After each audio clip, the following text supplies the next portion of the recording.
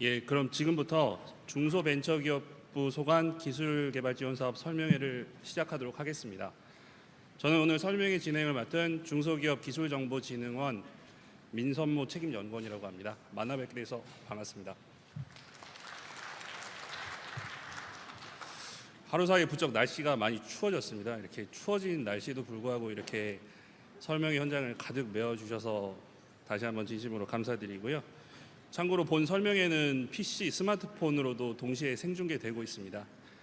온라인으로도 본 설명회에 참여해 주신 여러분께도 감사의 말씀을 드립니다. 먼저 오늘 설명회 순서부터 간단하게 좀 말씀드리도록 하겠습니다. 첫 번째 순서로 2019년도 중소기업 기술개발 지원 사업에 대해서 추진 방향과 개별 사업별 안내를 해드릴 예정이고요.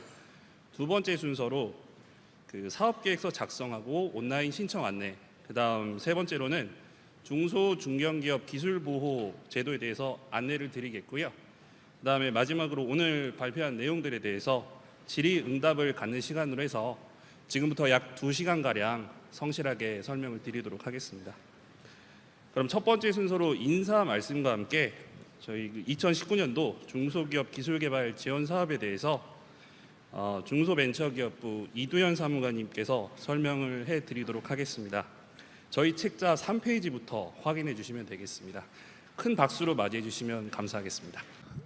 네, 안녕하십니까. 방금 전 소개를 받은 중소벤처기업부 기술개발과 이두현 사무관입니다. 반갑습니다.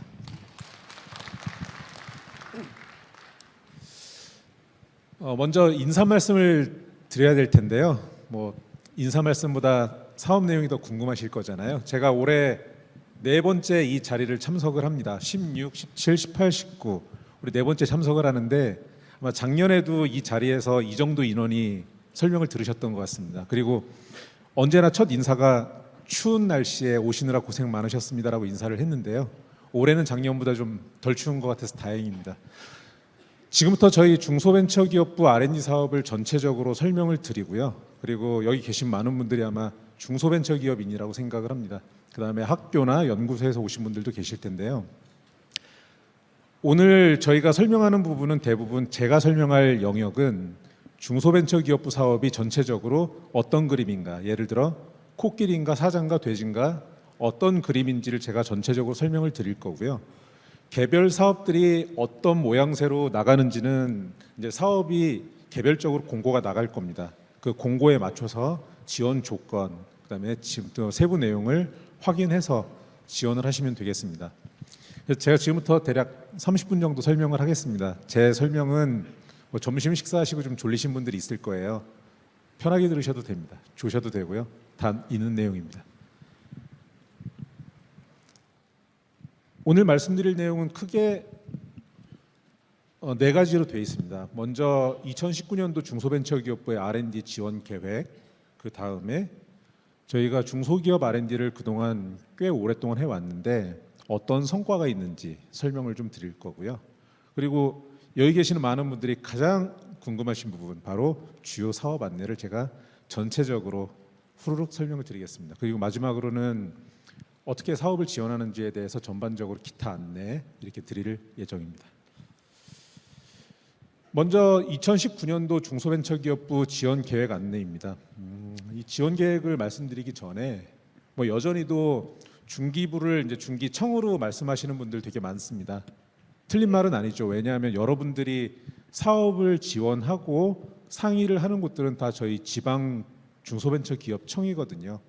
그래서 중기청이든 중기부든 저희 중기부는 중소기업인들을 지원하고 진흥하고 더 잘 되시기를 바라는 마음은 변하지 않습니다. 편하게 말씀하셔도 됩니다.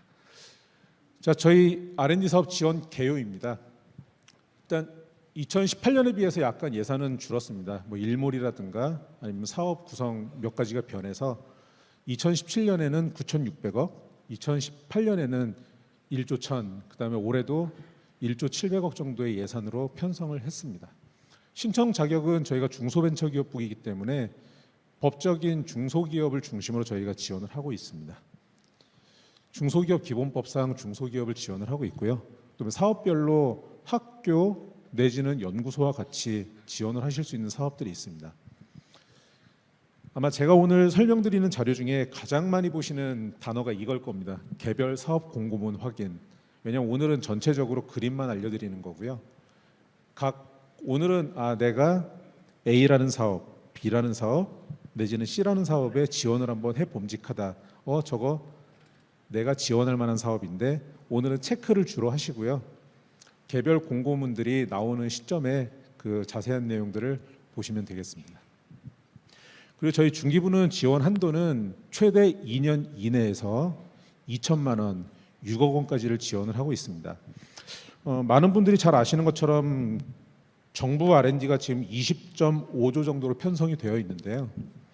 과기부, 산업부, 방사청, 교육부, 그다음에 저희가 정부 R&D의 5% 정도를 지원을 하고 있습니다. 각 부처가 미션이 다르기 때문에 지원 기간, 지원 금액 이런 것들이 서로 많이 다릅니다. 근데 중기부는 그래도 꽤 짧은 기간에 임팩트 있게 사업화를 중심으로 지원을 하고 있고요. 아마 올해 내지는 내년 정도부터는 이 사업 예산을 좀 더 키워나가고 지원도 좀 더 길게 할 수 있는 방안을 계속 재정 당국과 협의를 하고 있습니다.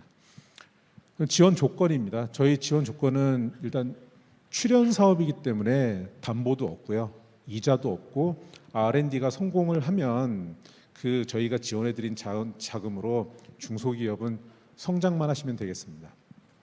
다만 총 사업비의 50%에서 80%를 저희가 지원을 해드리고요. 그 나머지 차액은 기업이 부담을 하셔야 됩니다. 왜냐하면 저희가 R&D 자금을 100% 드리면 뭐 도덕적 해이가 있을 수도 있고 전부 다 남의 자금이라면 뭔가 R&D를 할 때 열심히 안 하려는 그런 습성도 있어서 저희가 이건 아주 인간적인 마음가짐이기 때문에 기업도 일부 부담을 하고 저희도 일부 부담을 해서 서로 R&D를 잘 할 수 있도록 그렇게 일부 총 사업비의 50에서 80% 정도를 저희가 지원을 하고 있습니다. 다만 기업은 민간 부담금 중에 일부는 현물, 일부는 현금으로 부담을 해야 되고요. 이것도 아까 말씀드린 것처럼 개별 사업 공고문에서 확인을 하실 수 있습니다. 예를 들어 창업 기업이 R&D를 한다 그러면 저희가 정부 지원이 좀 더 나가고요. 그다음에 규모가 있는 기업이 R&D를 한다 그러면 정부 지원이 조금 덜 나가는 그런 구조로 저희는 현재 운영을 하고 있습니다. 그리고 기술료는 정부 R&D를 해보신 분들이라면 아실 텐데 정부 지원 자금에 대해서 R&D가 성공을 하면 기술료를 납부하도록 되어 있습니다. 올해부터는 이 기술료가 굉장히 큰 폭으로 변화를 하는데 좀 이따 페이지에서 다시 설명을 드리겠습니다. 다음입니다. 방금 제가 목차에서 보여드렸던 것처럼 저희 추진 전략은 크게 4가지로 말씀을 드릴 수 있습니다. 먼저 민간과 시장 중심의 R&D, 그다음에 기술 교류 생태계 조성, 세 번째는 R&D 사업화 성공률을 제고하겠다는 거고요. 마지막으로 사람에 투자하는, 최근에 일자리가 너무 없다 내지는 양질의 일자리가 되게 부족하다 이런 말씀 많이 하시잖아요. 그래서 사람에 투자하는 R&D 지원, 이렇게 크게 올해 중기부는 4가지 전략을 가지고 R&D 사업을 운영을 할 예정입니다. 하나씩 보시죠. 먼저 첫 번째 추진 전략입니다. 민간과 시장 중심의 R&D 지원인데요. 사실 저희가 기업들이 R&D 사업을 지원을 했을 때 가장 불만들이 그겁니다.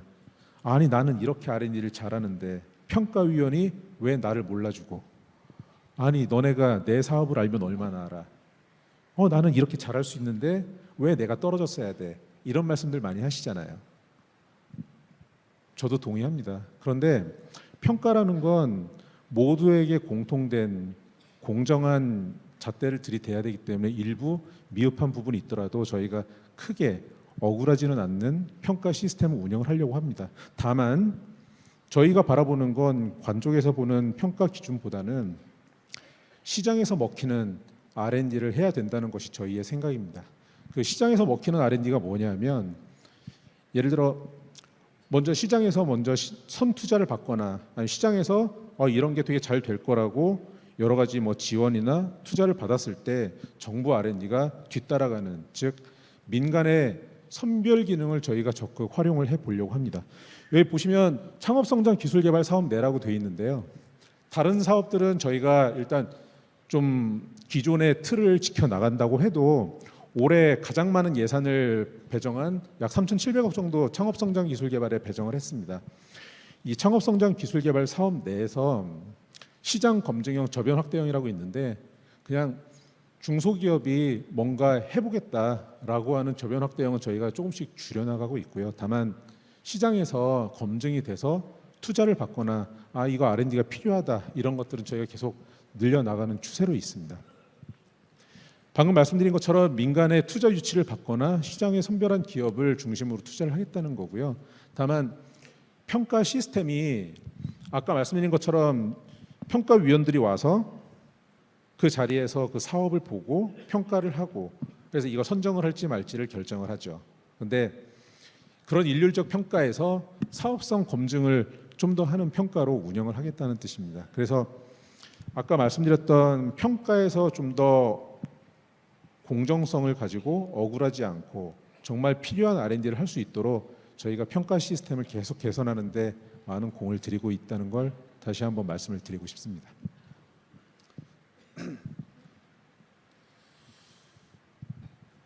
이렇게 설명을 하다 보니까 되게 건조하게 듣고 계시는데요. 그렇다고 뭐 제가 굉장히 재미있게 설명을 하기에는 또 너무 많은 분들이 오셔서 계속 이런 형태로 설명을 드리겠습니다. 그 다음에 추진 전략, 민간과 시장 중심의 R&D 지원, 방금 말씀드렸던 이야기의 연속 선상이라고 보시면 됩니다. 그리고 아까 올해 가장 크게 바꾸겠다고 말씀드렸던 것 중에 하나가 기술료 제도입니다. 기술료는 R&D를 성공을 했을 때 그 R&D 성공에 대한 일정 비율로 금액을 납부하는 걸 저희가 기술료로 운영을 하고 있는데요. 지금까지는 정액기술료, 그 다음에 매출과 연동되는 경상기술료 이렇게 두 가지로 저희가 운영을 해왔습니다. 근데 올해부터는 모두 다 경상기술료로 제도를 전면 도입하려고 합니다. 예를 들어 여기 보시는 것처럼 기업이 R&D 과제를 지원을 할 때 예상 총 매출액을 말씀을 하시도록 되어 있고요. 그다음에 그 예상 기술 개발 결과물 제품의 매출액을 이 사업 계획서 쓰실 때 거기다 적도록 되어 있을 겁니다. 그리고 기술 개발 결과물이 매출에 얼마나 기여를 하는가. 즉 쉽게 얘기하면 이 제일 위에 이걸 보시면 됩니다. R&D를 했을 때 기술 개발 결과물이 매출액을 얼마나 사업화를 얼마나 할 것이냐를 올해부터는 사업 계획에 쓰시도록 되어 있습니다. 그래서 그걸 보고 저희가 평가를 할 때 이 R&D가 얼마나 경제에 기여할 건지, 얼마나 사업화가 될 건지를 보고 저희가 가중치를 부여를 할 겁니다. 그래서 그에 따라서 매출의 일부 비율로 경상기술료로 납부를 하시게 됩니다. 근데 경상기술료가 한도 끝도 없이 저희가 징수할 건 아니고요. 다만 저희가 정부 자금, 출연금이 나간 거에 일부 퍼센트를 캡을 씌울 겁니다. 그래서 이거 세부 내용도 각 사업별로 공고가 나갈 때 확인을 하시면 될 것 같습니다. 그다음에 두 번째입니다. 기술교류 생태계 조성과 관련된 부분입니다. 다 같이 페이지가 넘어가니까 되게 장관이네요. 기술교류 생태계는 저희가 올해 작년부터 굉장히 역점을 두어서 추진을 하는 과제 중에 하나입니다. 쉽게 얘기하면 오픈 이노베이션, 개방형 혁신이라고 이야기를 하는데요. 중소기업이 스스로 뭔가를 R&D를 할 때 몇 가지 허들이 있습니다. 첫 번째는 내가 뭘 개발해야 될지를 모르겠다. 두 번째는 뭔가를 개발을 하려고 하는데 나는 잘 못하겠고 누가 잘하는지를 모르겠다. 세 번째는 같이 하려고 하는데 내 마음대로 따라와 주질 않는다. 이런 몇 가지 허들들이 있습니다. 그래서 중소기업이 R&D를 하실 때 그런 허들을 넘어서 개방형 혁신을 하실 수 있도록 저희가 몇 가지 사업들을 올해 신규로 편성을 했습니다. 일단 개방형 혁신은 한 크게 세 가지로 볼 수 있는데요. 학계와 같이 하는 것들, 그 다음에 기업들끼리 같이 하는 것들, 세 번째로는 연구계, 즉 연구소 등과 같이 하는 이 세 가지로 나눌 수가 있겠습니다. 먼저 회사들끼리 서로 협력을 하는 건 저희가 세 가지 정도의 사업을 편성을 해놨는데요. 17년부터 편성했던 네트워크 R&D, 그 다음에 여기 계시는 분들 굉장히 많이 아실 거예요. 구매 조건부 R&D, 그리고 세 번째로는 기술 전문 기업 R&D. 이 세 가지는 기업이 다른 기업과 같이 R&D를 하는 저희가 이야기하는 산산협력이라는 R&D의 카테고리에 있습니다. 그다음에 두 번째, 산학, 산연을 이렇게 명확하게 나누면 좋은데 우리가 일반적인 단어로 이야기하는 게 산학연이잖아요. 그래서 산학연 협력을 하는 사업이 이렇게 5개 정도 있습니다. 올해 예비타당성 조사를 통해서 신규로 사업 넣은 콜라보 R&D가 있고요. 그다음에 선도연구기관, 산학연 협력 신사업 바우처, 또 연구기반 활용, 그다음에 혁신 바우처, 이렇게 5가지 정도의 사업이 있습니다. 새로 담은 사업들이라 이게 어떤 내용들인지 잘 모르실 텐데요. 제가 하나씩 설명을 좀 드리겠습니다. 물론 이제 저희 전략을 다 말씀드리고 사업 설명할 때 설명을 드리겠습니다. 그리고 세 번째는 R&D 사업화 성공률을 제고하기 위해서 그럼 어떻게 해야 될까? 자, 여러분들이 생각을 하실 때 나는 기술 개발을 너무 잘했는데 나를 몰라봐 주는 것 같아요. 물건을 팔 데도 없고, 아니 물건은 팔긴 하는데 나 지금 시제품만 만들었는데 양산을 하기에는 돈이 더 필요하고, 이런 여러 가지 고민들이 있으시잖아요. 그러니까 중소기업인들이 그런 많은 고민들을 하시는데 중소벤처기업부가 갖고 있는 여러 가지 지원 정책이나 툴들이 굉장히 많습니다. 그래서 작년에도 그러하듯이 올해도 저희가 상당히 신경 쓰고 있는 부분 중에 하나가 바로 이 부분입니다. 사업화를 해서 매출을 올리고 사람을 뽑고 기업이 성장하고 이런 선순환을 위해서는 여러분들이 R&D 하시는 것들이 다 사업화가 돼야 돼요. 매출로 일으켜져야 되고 방금 말씀드렸던 그런 어려운 부분들이 해소가 돼야 됩니다. 그래서 저희가 갖고 있는 여러 가지 방법들이, 여러분들은 R&D 열심히 하시고요. R&D가 끝나면 중기부에서 갖고 있는 창업 수출 패키지 여러 지원 제도들이 있습니다. 그 다음에 창업 수출 패키지 연계하고 그 다음에 사업화 지원까지 갈 수 있는 여러 가지 사업들을 저희 장관님이나 아니면 저희 부 내에서는 일관 지원 체계라고 하는데요. R&D부터 사업화까지 여러 가지 제도들을 일관되게 활용을 해서 사업화 성공하실 수 있도록 계속 제도를 설계해 나가고 있습니다. 물론 각 사업들이 R&D가 끝나면 자동으로 넘어가고 하는 건 아니고요. 허들들이 있고 계속 지원 신청을 하셔야 되는 거긴 하지만 올해는 중기부 R&D 사업뿐만 아니라 다른 지원 사업들도 충분히 고려를 해주시면 좋을 것 같습니다. 그리고 저희가 여러분과 저희와의 관계 말고 중기부는 또 다른 부처, 조달청이라든가 은행, 그다음에 산하기관인 기보나 중진공 등과 여러 가지 지원 방식들을 확대하려고 노력을 많이 하고 있어요. 그래서 지금은 연초이기 때문에 아직 정책들이 발표가 덜 되거나 뭐 기본 계획을 아직 발표를 덜한 부분들이 있는데 점차 발표를 하게 되면 여러분들이 여러 가지 지원 정책들을 다 잘 확인하시기를 바랍니다.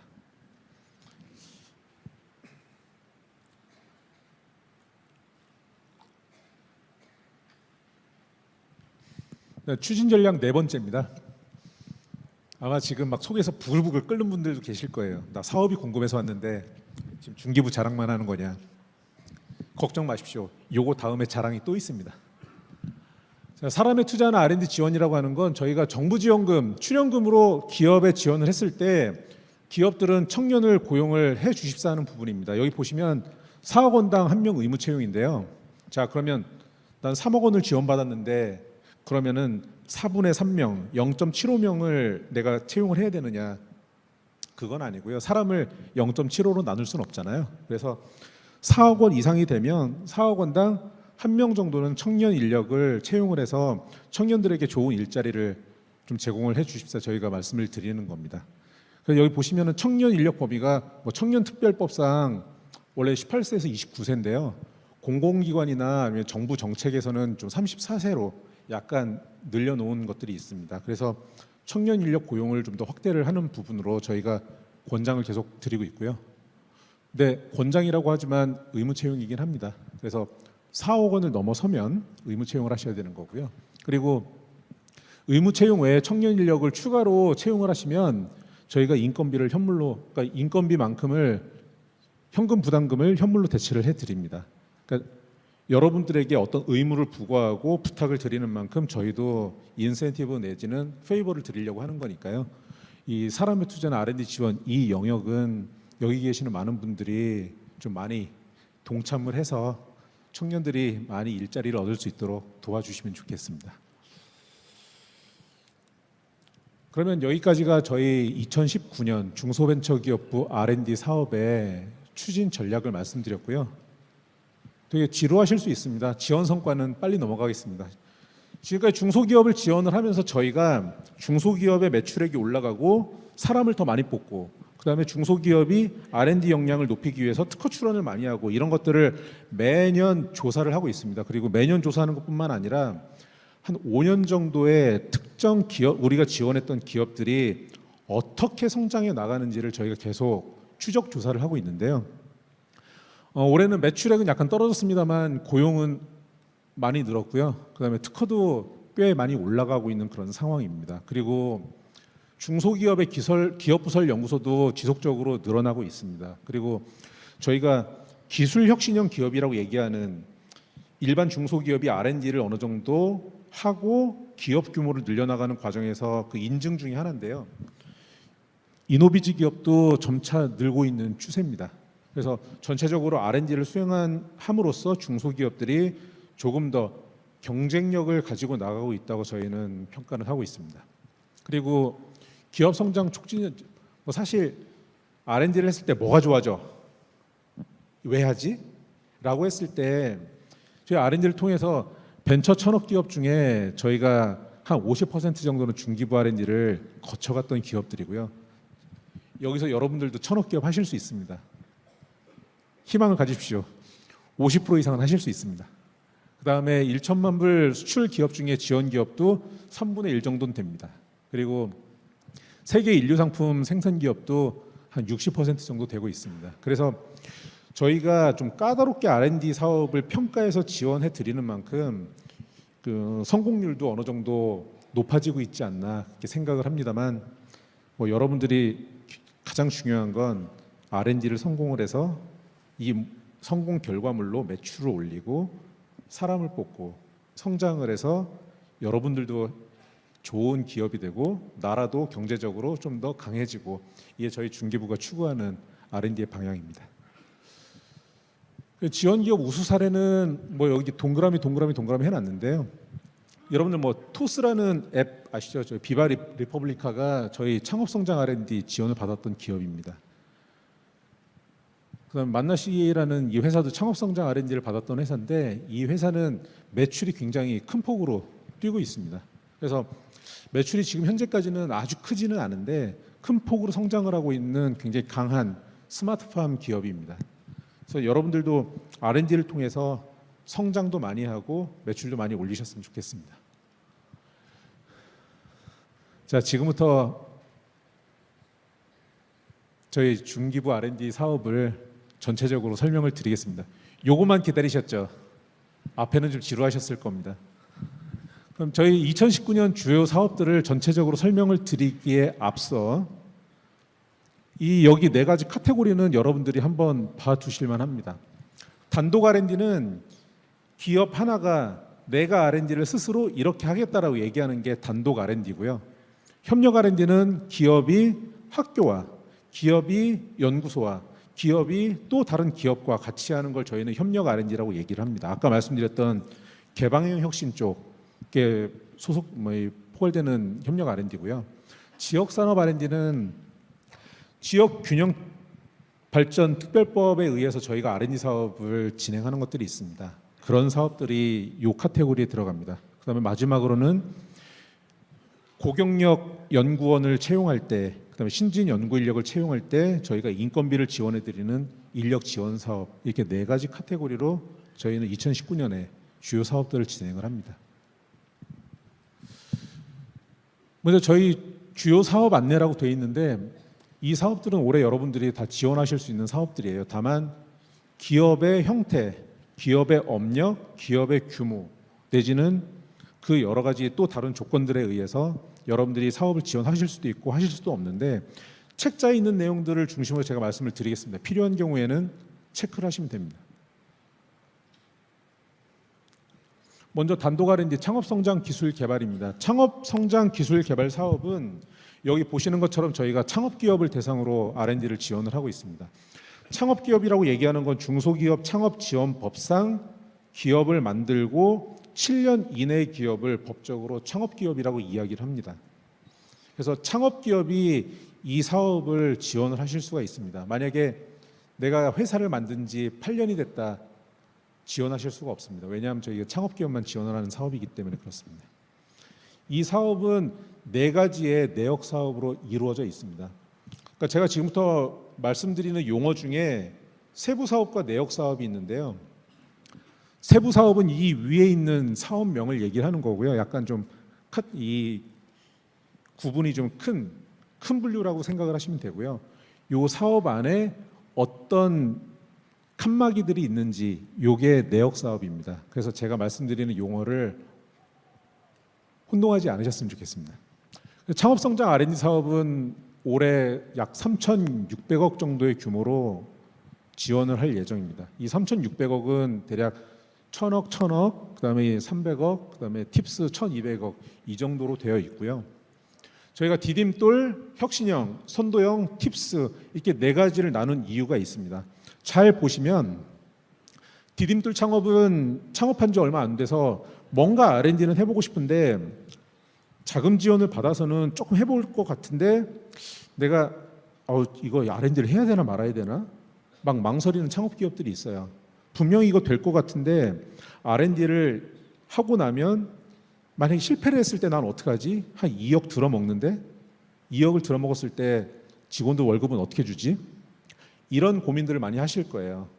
그래서 저희가 비빌 언덕이 되어서 R&D를 하실 수 있게 지원해 드리는 게 바로 이 디딤돌 창업입니다.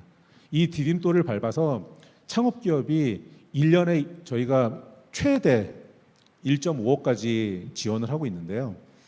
이 최대 1.5억이라는 건 말 그대로 최대를 얘기하는 거지 무조건 1.5억을 드린다는 게 아닙니다. 기업의 상황에 따라서 1억 언더가 될 수도 있고요. 아니면 사업 계획을 보고 1.5억까지도 지원해 드릴 수 있는 거라서 여기 앞으로 나오는 이 돈들은 다 최대라고 생각을 하시면 됩니다.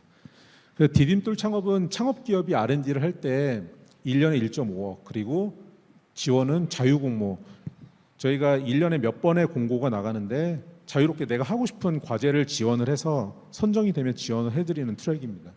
이 두 번째 혁신형 창업은 약간 다릅니다. 저희가 4차 산업혁명 분야에서 특정 분야를 중심으로 창업기업이 R&D를 할 때 다만 그 창업기업이 우수 기술을 보유한 창업기업 여기 밑에 표시가 돼 있죠. 뭐 스핀오프를 하거나 아니면 혁신 인증이나 투자기관으로부터 추천을 받은 뭔가 R&D를 할 때 R&D의 역량이 있다고 어느 정도 인정을 받은 기업들을 저희가 성과를 더 잘 낼 수 있도록 지원해드리는 트랙이고요.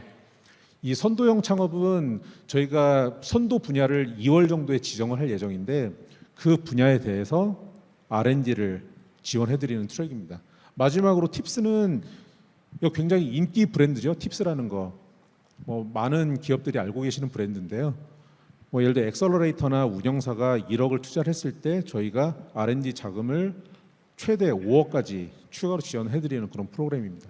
그래서 아마 여기 계시는 많은 창업 기업들이 요 내용을 좀 잘 보시면 될 것 같고요. 또 하나는 저희가 조만간 이제 사업별 시행 계획 공고가 나가는데 창업 기업들은 이 사업을 눈여겨서 보시면 될 것 같습니다. 올해 중기부 사업 중에 가장 덩치가 큰 사업이기도 합니다.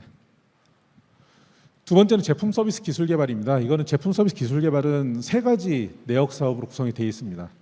예를 들어 제조기업이 자기의 생산 제품에 서비스 개념을 얹어서 사업을 만드는 제품 서비스화라는 게 있고요.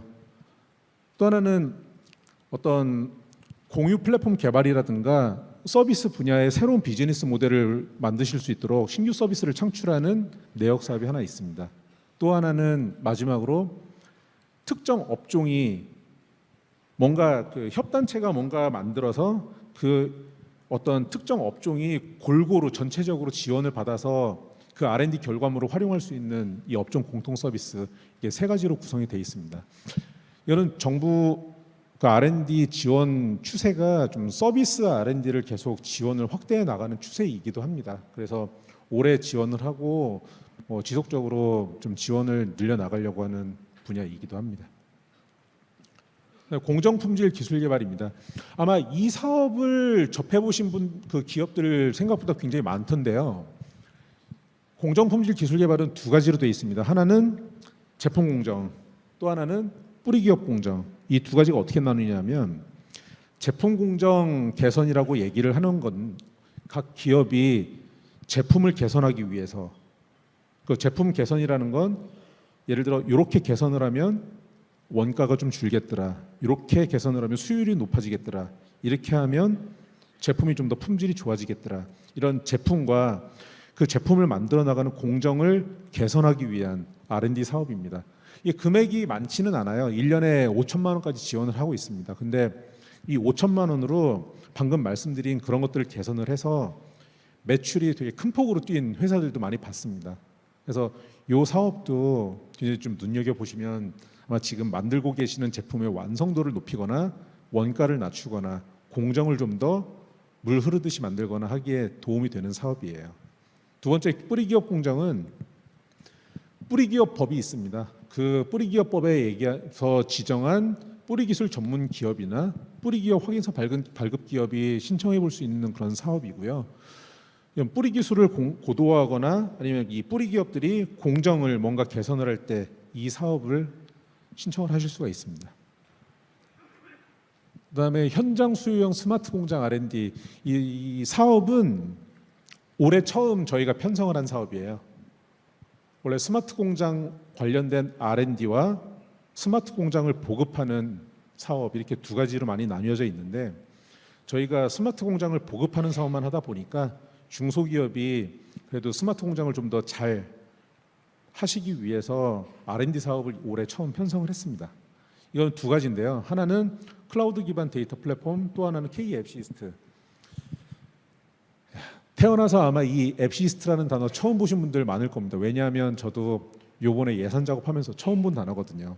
이게 앱시스트가 뭐냐면 독일에서 이제 도제 시스템을 디지털화하는 그런 그 과제를 이야기하는데, 예를 들어 어떤 분야의 마이스터가 이제 장인이 하는 모양새만 따라해도 굉장히 도움이 될 때가 많아요. 그런 생산 현장의 노하우나 어떤 정보라든가 아니면 어떻게 하면 더 잘 만들 수 있을지를 디지털화해서 관련된 사람들이 그걸 보고 자기의 품질을 좀 높일 수 있는 게 바로 그 저희가 얘기하는 K-앱시스트입니다. 요 K-앱시스트 기술 개발하고, 또 하나는 스마트 공장을 좀 더 잘 하시기 위해서 저희가 그 클라우드 서비스를 이렇게 만들어서 배포를 하려고 하는데 그런 쪽 플랫폼을 개발하는 그런 사업입니다. 방금까지 이제 단독 R&D를 설명을 드렸고요. 지금까지 말씀드린 단독 R&D는 기업이 혼자서 자기의 생각과 어떻게 하면 이게 R&D가 잘 될까 제안을 하고 지원을 받는 사업이었는데, 이거는 협력 R&D입니다. 생각보다 시간이 많이 지났는데 빨리 끝낼게요. 먼저 상용화 기술 개발입니다. 아까 말씀드렸던 것처럼 구매 조건부 신제품 기술 개발은 구매를 전제로 해서 R&D를 하는 거고요. 네트워크형 R&D 같은 경우에는 기업이 내가 뭐 예를 들어 어떤 물건을 잘 만드는데 디자인을 잘하는 회사, 뭐 내지는 뭐 뭔가 마케팅을 잘하는, 이렇게 여러 가지 기술 기업들이 같이 만나서 협약에 의해서 R&D 사업을 신청을 하는 겁니다. 기술 전문 기업 협력은 저희가 뭐 설계 해석, 시험 분석, 디자인, 뭐 임상 실험 이런 쪽의 특정 영역을 잘 하는 기업들이 중소기업의 애로사항을 좀 해결해주는 그런 형태의 사업입니다. 그다음에 연구 기반 활용, 이건 무슨 사업일까요? 아마 여러분들이 연구 장비를 어떻게 그 바우처를 받아서 빌렸을 때 지금까지 연구 장비 공동 활용이라는 사업을 많이 보셨을 거예요. 근데 올해부터는 이름을 좀 바꿔서 연구 기반 활용이라는 이름으로 저희가 사업을 편성을 했습니다. 기존에 그 300만 원까지 지원이 됐었는데 300만 원을 초과하는 경우에도 장비 사용료가 한 번 쓸 때 300만 원 넘는 경우가 있잖아요. 그럴 땐 저희가 200만 원 정도를 더 편성을 해서 지원을 할 수 있도록 사업을 만들었고요. 연구 집중형은 대학이나 연구기관의 장비나 인력을 활용하실 수 있게 7천만 원까지 지원을 해드리는 사업입니다. 이 사업은 바우처 사업이라서 그래도 공고를 잘 보시면 어떻게 사용을 하실지 잘 아시게 될 겁니다. 일단 선도 연구기관 협력, 이것도 올해 처음 만들어진 사업입니다. 이 사업은 저희가 그 출연연이나 전문연이 우리나라에 41개가 있어요. 근데 그 기관들이 중소기업 지원을 더 많이 할 수 있도록 저희가 미션을 부여를 해서 중소기업들이 뭔가 좀 더 개발을 하거나 기술을 좀 더 만들거나 할 때 서로 같이 R&D를 해볼 수 있는 트랙입니다. 그리고 중소기업 R&D 역량 제고는 저희가 일단 협력 R&D로 해놓긴 했습니다만 뭐 기획 지원, 그다음에 애로사항을 해결해주는 대학 교수님들의 애로사항을 해결해 주시는 그 맞춤형 기술 파트너 지원, 그다음에 요번에 새로 들어간 게 위기 지역, 그러니까 위기 업종을 영위를 하거나 아니면 산업위기 특별 지역들이 있는데 그 지역을 집중으로 지원하는 그런 사업입니다. 그리고 산학연 콜라보 R&D는 그 학교하고 R&D를 같이 해보신 분들은 산학연 협력 기술개발이라는 사업을 잘 아실 거예요. 중기부 내에서도 굉장히 오래된 사업이기도 하고요. 근데 그 사업을 대체해서 올해부터 편성을 한 사업인데 올해는 이 사업 산학연 그 콜라보 R&D는 기획 과제만 지원을 합니다.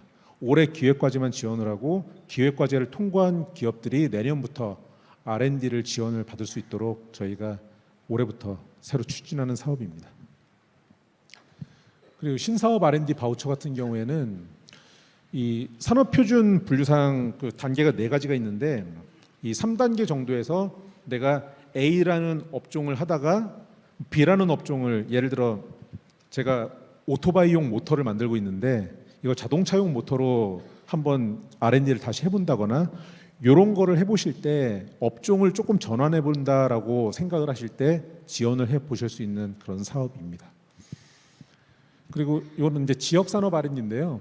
그러니까 뭐 전체적으로는 뭐 내용이 다 비슷해 보이기는 합니다만 이 특성이 약간씩 다릅니다. 먼저 지역기업 혁신성장 지원 사업이 있고, 그다음에 융복합단지 연계 지역 사업이 있고, 그다음에 지역기업 개방형 혁신 바우처, 이렇게 3가지로 구성이 되어 있는데요. 이게 대략 어떻게 다르냐면 일단 지역기업 혁신성장 지원은 지역마다 주력 산업 분야들이 있어요. 그 산업 분야의 유망 기업이 글로벌 강소기업으로 좀 클 수 있도록 저희가 지원을 하는 사업. 그다음에 융복합 단지 연계 지역기업 R&D 같은 경우에는 이 국가에서 그 혁신형 융복합 단지를 조성을 합니다. 그래서 그 단지에 입주를 해서 지역 경제를 활성화시키기 위해서 저희가 지역 균형 발전을 위해서 만든 사업이고요. 지역기업 개방형 혁신 바우처 같은 경우에는 지역에 있는 기업이 그 각 지역에 있는 여러 가지 그 연구소, 대학 내지는 다른 기업들과 R&D를 할 때 바우처를 활용해서 주도적으로 R&D를 해보실 수 있도록 저희가 지원을 하는 사업입니다. 그리고 마지막으로 인력 지원인데요. 인력 지원도 기업이 뭔가 고급 R&D 인력을 뽑기에 되게 부담스러운 때가 있으실 거예요. 그럴 때 공공연 소속의 연구 인력을 파견을 지원받을 때 저희가 50%까지 인건비를 지원해 드리는 사업이 있고, 그다음에 학석 박사 채용을 하실 때 연봉의 50%를 지원을 하거나, 아니면은 대학이나 출연연 출신의 연구 인력을 뽑을 때 인건비를 지원하거나, 내지는 그 연구 인력들이 현장을 계속 지원할 수 있도록 저희가 계속 연구소나 학교에 지원을 하는 그런 여러 가지 사업들이 있습니다. 이것도 사람을 필요로 하실 때 이 사업을 눈여겨 보시면 좋을 거라고 생각합니다. 그래서 제가 지금까지 저희 추진 전략, 그다음에 중소기업 R&D의 성과, 그리고 세 번째로는 중기부 R&D 전체적인 개요, 이렇게 말씀을 드렸는데요. 아까 제가 처음에 말씀드렸던 것처럼 중기부 R&D 사업이 굉장히 여러 개의 사업으로 구성이 되어 있습니다. 근데 내가 어떤 사업을 지원하는 게 좋을지, 이런 재미있는 사업이 있네, 이런 사업이 한번 내가 지원을 해볼까, 이런 정도까지 생각을 하셨다면 오늘 설명회는 대단히 만족스러운 설명회이실 것 같고요. 그러면 세부 사업이 어떻게 구성이 되는지는 앞으로 공고, 그다음에 사업별 시행 계획을 계속 홈페이지를 통해서 여러분들께 알려드릴 겁니다. 근데 그 홈페이지가 어디냐? 바로 여기입니다. 저희 기술개발 종합관리 시스템 SM테크 홈페이지를 보시면 저희 R&D 사업과 관련된 모든 공고와 방식과 그런 것들이 다 안내가 돼 있으니까 이 홈페이지를 적극적으로 활용을 해주시기를 바랍니다. 그리고 R&D 준비 시 유용한 정보 축이 있는데요. 이거 다 저희 SM텍 홈페이지에 다 있습니다. 처음에 말씀드렸던 것처럼 제가 되게 좋아하는 말이 있습니다. 뭐 이제 공무원이라고 막 철밥통이라고 얘기하잖아요. 근데 저는 그렇게 생각하지 않습니다. 중소기업이 있고 여러분들이 있고 그래서 제가 일할 수 있고 여러분들 덕분에 먹고 삽니다. 감사합니다.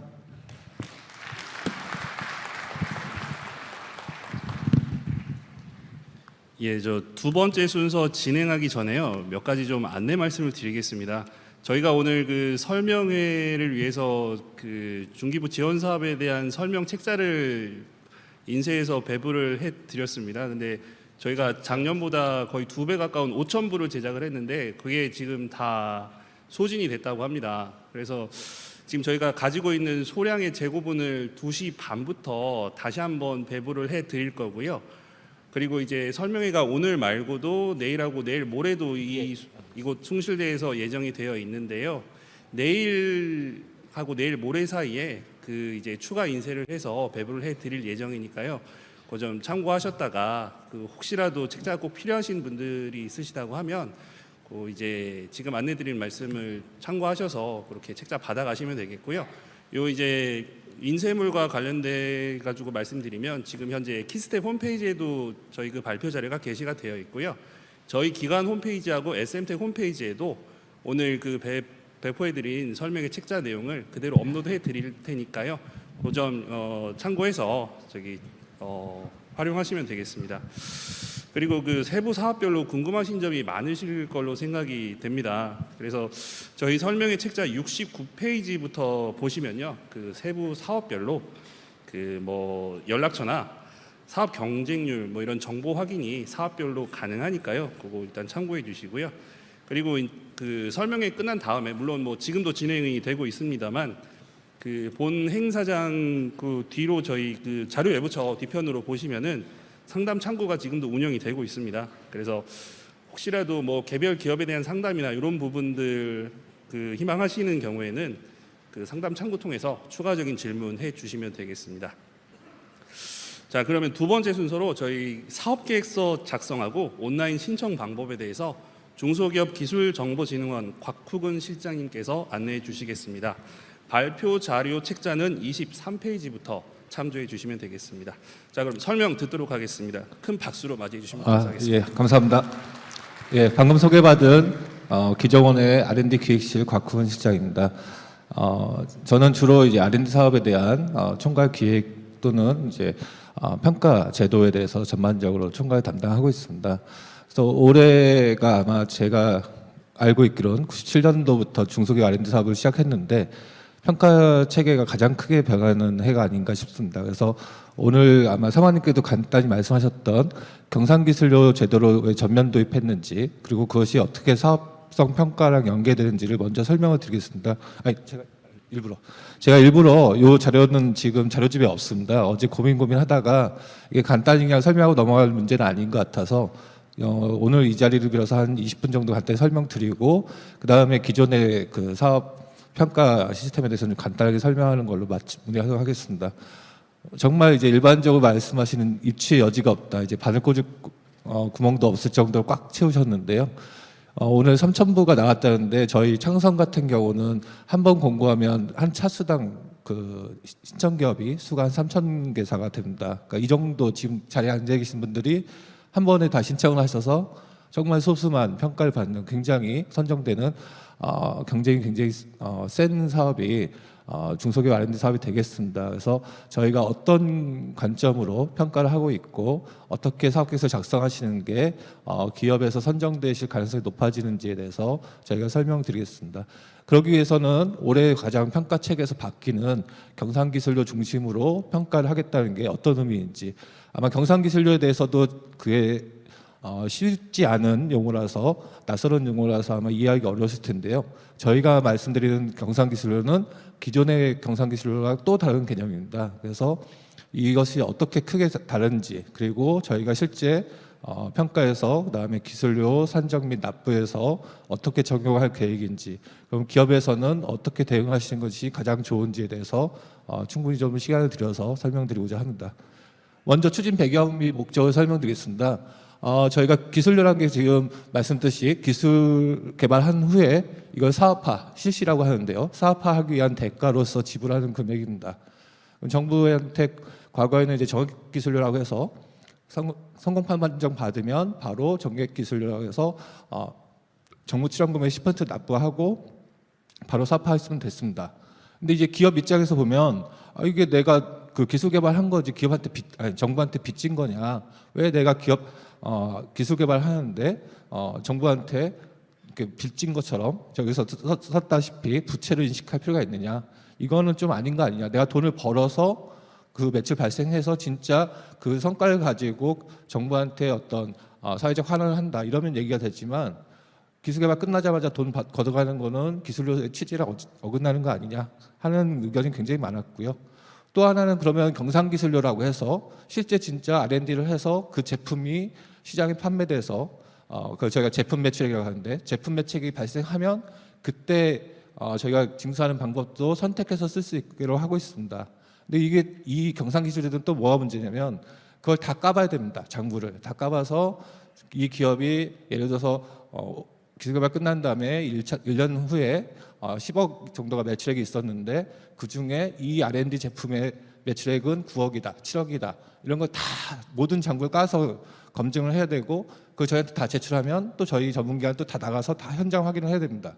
엄청난 비용과 시간이 들어가서 기업들도 불만이고 저희도 불편하고 이게 잘 안 됐었거든요. 그래서 경상기술료는 좀 힘들다 하는 의견이 굉장히 많았습니다. 그래서 저희가 경상기술료를 중소기업들한테 정말 매출이 발생하고 성과가 나타날 때까지 기다려주겠다라는 취지와 함께 그럼 기존의 장부를 다 까보는 그런 불편함은 좀 해소시키자라고 해서 새로운 아이디어를 좀 만든 겁니다. 그래서 저희가 그냥 경상기술료라고 보다는 매출 기반 약정기술료다라는 개념이 좀 더 아마 이해하기 쉬울 것 같습니다.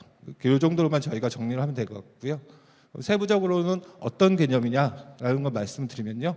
먼저 과제 신청 단계에서 기업이 나는 이 R&D 과제를 해서 얼마를 벌 거다. 앞으로 사업화 기간 저희가 5년으로 합니다. 기술개발 끝난 다음에 5년 동안 얼마를 벌 거다라는 걸 먼저 제안을 한다. 그리고 그 제안한 것이 실제로 저희가 장부로 해서 확인하지는 않습니다. 그 제안한 걸 믿고 R&D 자금을 지원해드리고 나중에 보시면 아시겠지만 산식에서는 그 제안한 금액을 저희가 가정해서 총 매출액과 이제 곱을 해서 R&D 제품 매출액이라는 걸 산출하는 이런 방식을 쓰게 됐습니다. 그래서 과제 신청 단계가 굉장히 중요합니다. 그래서 기업이 R&D 과제 관련된 기대 매출액이랑 매출 비중을 그러니까 전체 기업의 총 매출액 중에서 이 R&D를 통해서 매출액이 어느 정도 발생할 것이라는 걸 예측을 하고요. 그것을 비례해서 기술을 납부하겠다고 사전에 약정을 하게 됩니다. 저희가 그걸 평가할 때 이 기업이 정말 저희가 R&D 지원하는 목표가 두 가지인 거죠. 새로운 기술 제품을 만들어서 시장을 키우는 역할, 국가 경제를 키우는 역할도 중요하고 그 기업 자체가 성장을 해서 더 많은 일자리 창출하고 더 많은 세금도 내고 국가에 기여하는 이런 역할을 기대하는 거죠. 그 두 가지 역할을 정말 할 수 있는지를 기업이 제시한 산출한 걸 보고서는 그 타당성이랑 그다음에 실현 가능성을 검토해서 평가를 하게 됩니다. 그래서 평가할 때 이 기업이 얼마 정도 내가 5년 동안 사업화 목표 매출을 일으키겠다는 것을 제시한 거를 정말 제대로 제시했는지 그 근거가 타당한지를 보겠다는 거죠.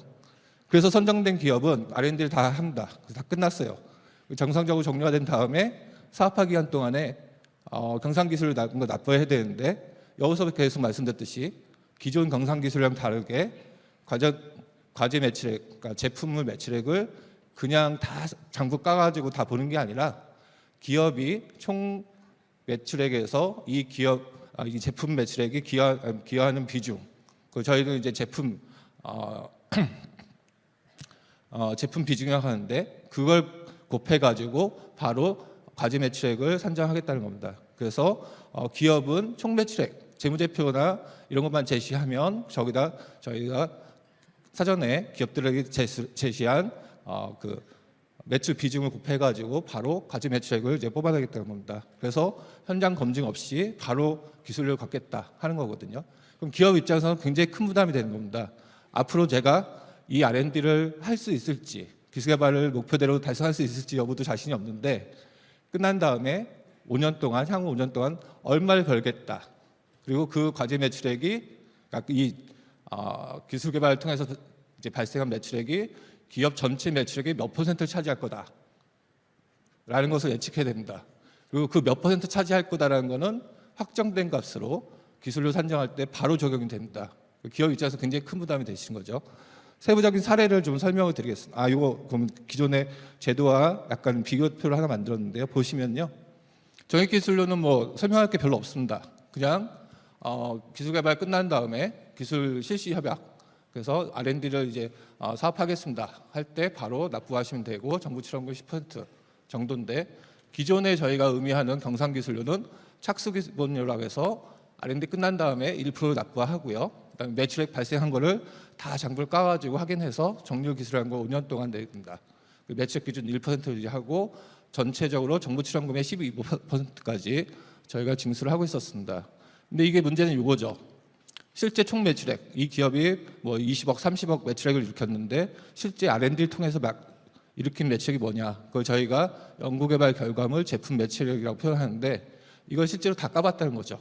다 까가지고 확인하고 저희가 또 다시 검증하는 이 절차를 거쳤는데, 이걸 생략하겠다는 겁니다. 그래서 종료 5년간 저희가 정률 기술을 걷는 매출 기반 약정 기술료라는 새로운 경상기술료 제도를 좀 고안을 했고요. 이거는 정률 기술료액이 상당히 큽니다. 이 매출액이란 거는 연구개발 결과물 제품 매출액, R&D를 통해서 사업화를 통해서 발생한 매출액의 5%를 걷고요. 징수한도는 정부 출원금이 만약에서 1억이다 하면 2천만 원까지 20%를 걷게 되어 있습니다. 근데 그럼 정말 이제 가장 중요한 매출액이 뭐냐? 다 확인하는 게 아니라 해당 연도 총 매출액 곱하기 자신들이 제시한 예상 점유율 비율을 가지고 저희가 산출하겠다는 겁니다. 세부 내용을 이제 좀 작성 예시를 만들어봤는데요. 이게 크게 경상기술 두 가지 이용이 있습니다. 신제품 개발, 아예 새로운 제품 만드는 게 있고, 다음 페이지 보시면 기존 제품의 업그레이드가 있는데요. 일단 신제품 개발부터 설명드리겠습니다. 정부 출원금을 2억 원 정도 저희가 지원을 하고 75%가 정부 지원금 비중이라고 했을 때 예시를 만든 거 보면, 첫 번째가 기업 전체의 성장 효과를 뭘로 생각하느냐. 예상 매출액이 개발 기간 끝난 후에 20억이다. 그다음에 20억 5천만 원, 21억 5천만 원, 22억, 23억 어깨 쭉 늘어날 것이다 라고 예측을 하고요. 요게 되게 중요한 숫자입니다.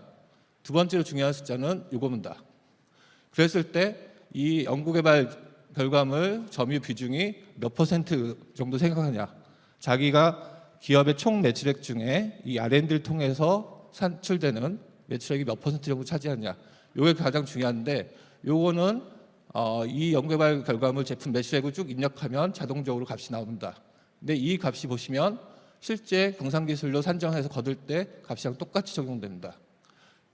총 매출액은 예상치니까 달라질 수가 있죠. 이 값이 실제 재무제표에서 그 해당 연도가 되면 매출액이 달라질 수가 있는데, 이거는 달라진 값을 저희가 받아서 넣고요. 이거는 제한했을 때, 기업들이 제한할 때 한 값을 그대로 넣겠다는 겁니다. 사실 이게 제일 힘들었거든요. 이거를 확인하기 위해서는 다 장부를 까봐서 진짜 이 아이템들이 R&D를 통해서 만든 제품인지를 확인했는데, 이 작업을 안 하고 그대로 활용하겠다는 겁니다. 그래서 이 비중이 굉장히 중요하고요. 사업계에서 이번에 쓰실 때 요거에 대한 고민이 제일 중요합니다.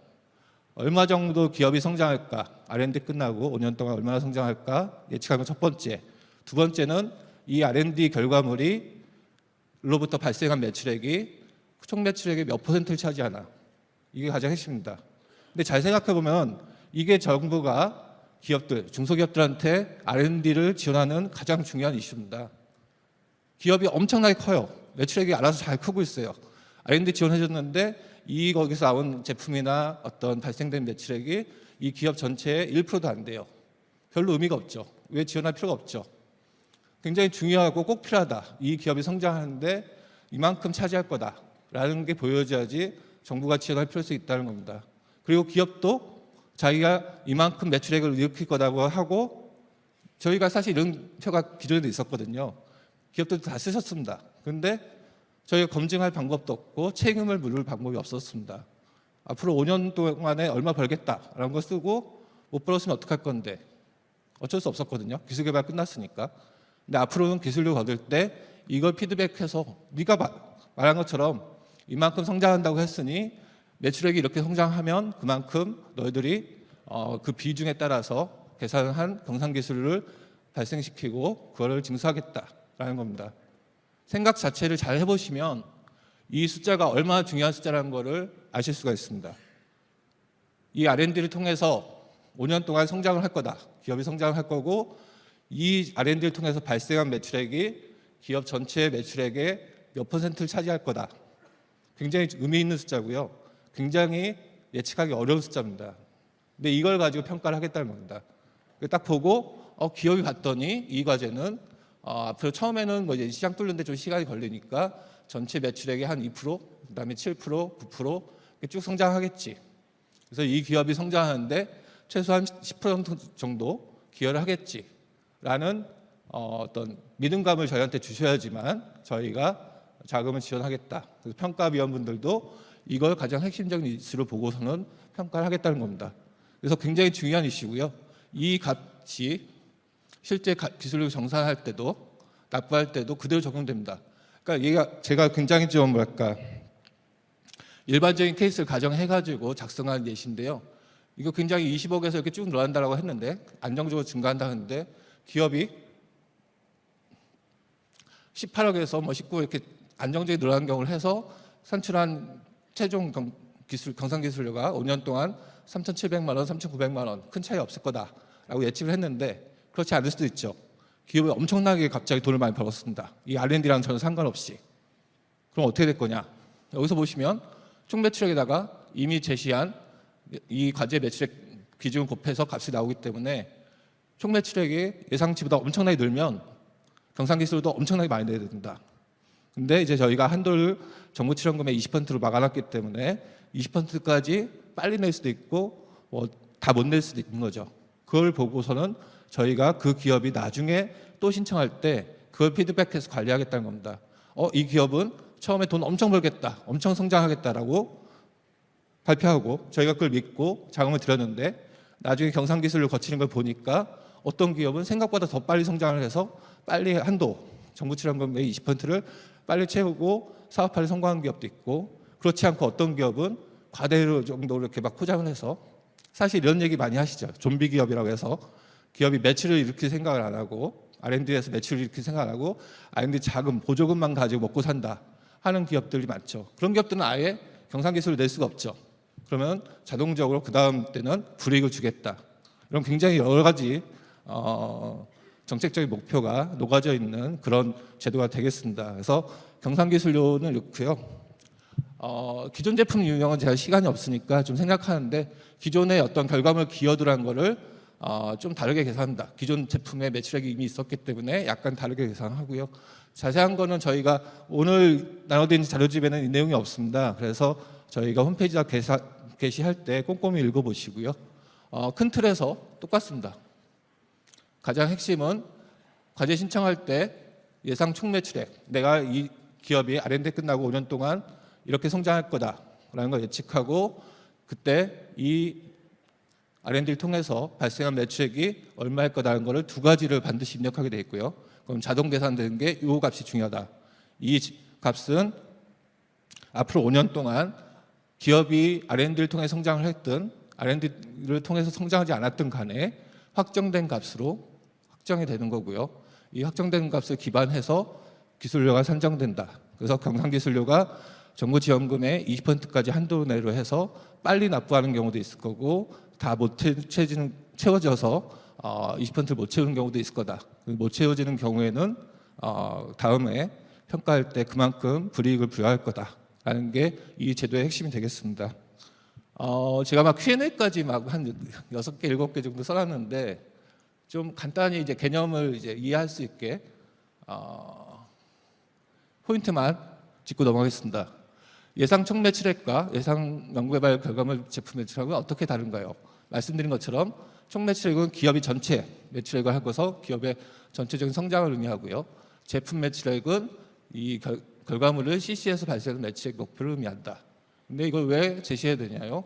이걸 통해서 도출되는 예상 점유, 제품 점유 비율, 이것이 실제 정률 기술료를 산정할 때 확정된 값으로 사용되기 때문에 반드시 제출해야 되고, 이것이 이 기업이 제시하는 사업화 목표가 된다. 그렇게 보시면 되겠습니다.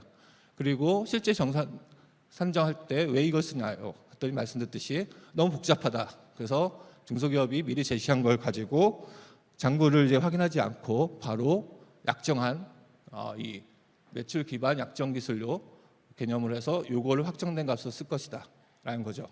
실제로는 다 달라지겠죠. 40억을 매출 올렸는데 자기들이 13.6% 차지할 거다 해서 5억 4,300만 원이 나와야 되는데, 그렇지 않고 매출액이 3억이 나왔다. 나는 3억이 나왔다. 그러니까 이 기술료 못 내겠다. 이렇게 하면 안 된다는 겁니다. 저희가 협약이나 이런 데 다 반영을 할 겁니다. 그래서 이 값이 확정된 값이고 전체 총 매출액에 이 점유 비중을 곱해가지고 과제 매출액을 산정하겠다. 그에 따라서 기술료를 산정하겠다라는 것을 협약 시 저희가 받을 예정입니다. 그래서 기업도 편하고 저희도 바로바로 경상기술료라는 R&D 지원의 사업화 성과를 확인할 수 있도록 하는 그런 간소화된 제도다. 이렇게 하시면 되고요. 다음 페이지에 사업화 목표를 변경할 수 있느냐요? 사업화 목표라는 걸 저희가 목표 변경을 가능합니다. 근데 기술적 목표랑 사업화 목표를 제가 고민해봤는데, 기술적 목표는 연구개발 기간 중에 갑자기 뭐 예를 들어서 수요 기업이 망했다 이런 경우는 어쩔 수 없이 바꿔야겠죠. 그리고 표준 기술 바뀌었다. 이거 제도 만들다가는 사업화는커녕 기술 개발해가지고 아무 때도 팔 수가 없다 하는 경우에는 단순히 사업화 목표뿐만 아니라 기술적 목표나 과제 중단까지도 생각을 해야겠죠. 이렇게 해서는 기업이 R&D를 해봤자 사업화할 의미가 없다 하는 거고요. 사업화 기간 중에 기술 개발 잘 끝나고 나서 막 하다 보니 잘 안 돼요. 목표한 것랑 다르게 매출이 안 일어나거나 너무 안 일어나거나, 그래서 기업이 갑자기 너무 안 일어나서 난 부담스럽다, 기술료 내기 힘들다, 또는 너무 안 일어나서 나는 나중에 또 다시 R&D 지원 받을 때 페널티 받기 싫으니까 사업화 목표 기초에 기존에 냈던 것보다 좀 낮추겠다, 이런 거는 저희가 받아들일 수 없다는 겁니다. 말씀드렸듯이 지금 저희가 제편하는 경상기술료, 다시 말씀드리면 매출 기반 약정 기술료는 기업이 사전에 제시한 사업화 목표를 저희가 믿고 간다. 그리고 그것을 달성하지 못했을 때는 차후에 저희가 관리를 해서 페널티를 부여한다. 약간 불이익을 부여할 수 있다. 그러니까 그만큼 기업들이 보시고 생각을 고민을 많이 하셔야죠. 내가 정말 R&D 지원을 받을 만한 가치가 있는 기술인지, 이걸 통해서 기업의 총 매출액에 어느 정도 기여할 수 있는지를 정말 면밀히 고민해서 제안시를 하라는 겁니다.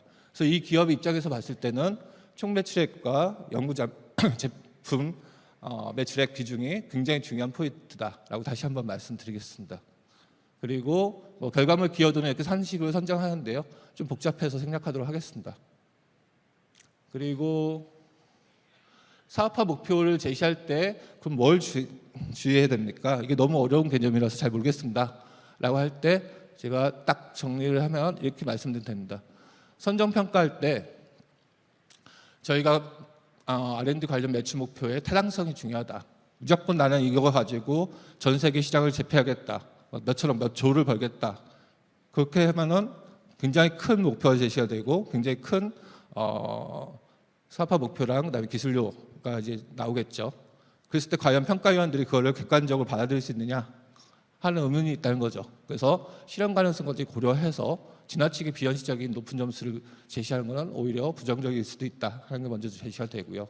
그러면 이 목표를 산정하는데 객관적인 타당성을 제시해서 그걸 평가한다고 했는데 어떤 게 좋느냐 했을 때 저희가 생각하는 건 어떤 객관성을 갖고 있는 참고자료를 많이 풍부하게 제시할 필요가 있습니다. 내가 이 시장을 봤더니 이 정도 클 수 있고 내가 진입 가능성이 이 정도 있기 때문에 이 R&D를 통해서 매출액을 이 정도 일으킬 겁니다. 이걸 좀 믿어주십시오 라고 기업이 계속 제시를 해야 된다는 거죠. 지금까지 제가 좀 짧은 시간남아 저희가 고민하고 있는 그리고 앞으로 시행할 예정인 경상기술료 제도에 대해서 설명드렸습니다. 제가 시간 관계상 많은 말씀 못 드리고요. 앞으로 저희가 또 이런 자리를 빌어서 계속 더 자세한 안내를 드리겠습니다. 그럼 바로 이어서 저희 R&D 사업의 평가 제도에 대해서 일반적인 걸 간단히 설명드리고 사업 계획서 작성할 때 주의하실 점 설명드리고 마치도록 하겠습니다. 크게 세 가지고요. 예, 일반 사항부터 말씀드리겠습니다. 중소기업 R&D 사업은 뭐 다들 아시다시피 전문기관과 지방중기청이 주로 사업 관리를 하고 있고요. 평가위원회나 등등을 해서 사업을 운영하고 실제로 R&D를 수행하는 것은 중소기업 등이 되겠습니다. 그래서 주관기관으로 참여하시고 그 이외에 여러 기관들이 참여하실 수가 있습니다. 추진 절차인데요. 일반적인 추진 절차가 쭉 나와 있고요. 저희가 지금 집중적으로 말씀드린 건 이 선정평가 단계가 되겠습니다. 과제 선정은 저희가 일반적으로 3단계를 합니다. 그래서 서면 평가는 정말 이 사업계획서를 좀 볼 필요가 있느냐, 면밀히 볼 필요가 있는지에 대해서 보는 거고요. 서면으로만 확인을 하게 되어 있습니다. 2단계는 실제로 나가서 이 기업이 신청 자격이나 R&D 능력, 사업화 능력이 있는지를 좀 보게 되어 있고요. 3단계 이 대면 평가 가장 핵심적인 본 평가가 되겠습니다. 그래서 평가위원분들과 과제 발표자들이 발표도 해주시고 질의응답을 통해서 평가 결과를 확정하고요. 이 대면 평가 점수와 가감점을 합산하는 것이 종합평점이고 종합평점을 가지고 저희가 지원해야 될 과제를 우선순위를 결정하게 되겠습니다. 그럼 사업계획서를 작성할 때 주의할 점이 뭔지를 간단히 설명드리겠습니다. 첫 번째는 R&D를 지원하는 부처가 여러 부처가 있는데요.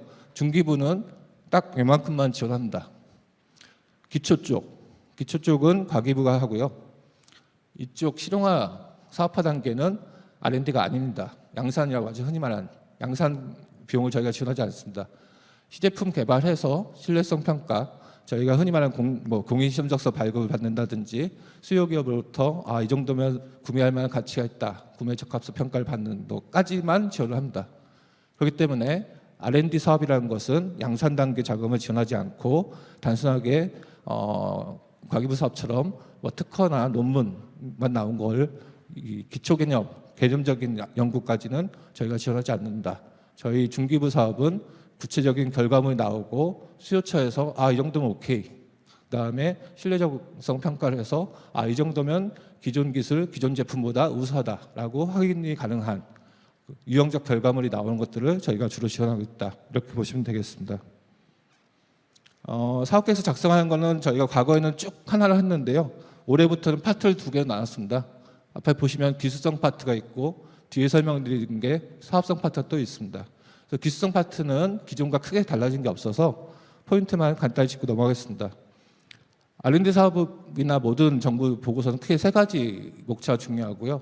그 순서로 저희 R&D 사업계획서 작성되어 있습니다. 첫 번째가 왜입니다. why. 이걸 왜 하느냐. 기술의 목표죠. 두 번째가 what. 무엇을 할 것이냐. 세 번째가 how. 어떻게 할 것이냐.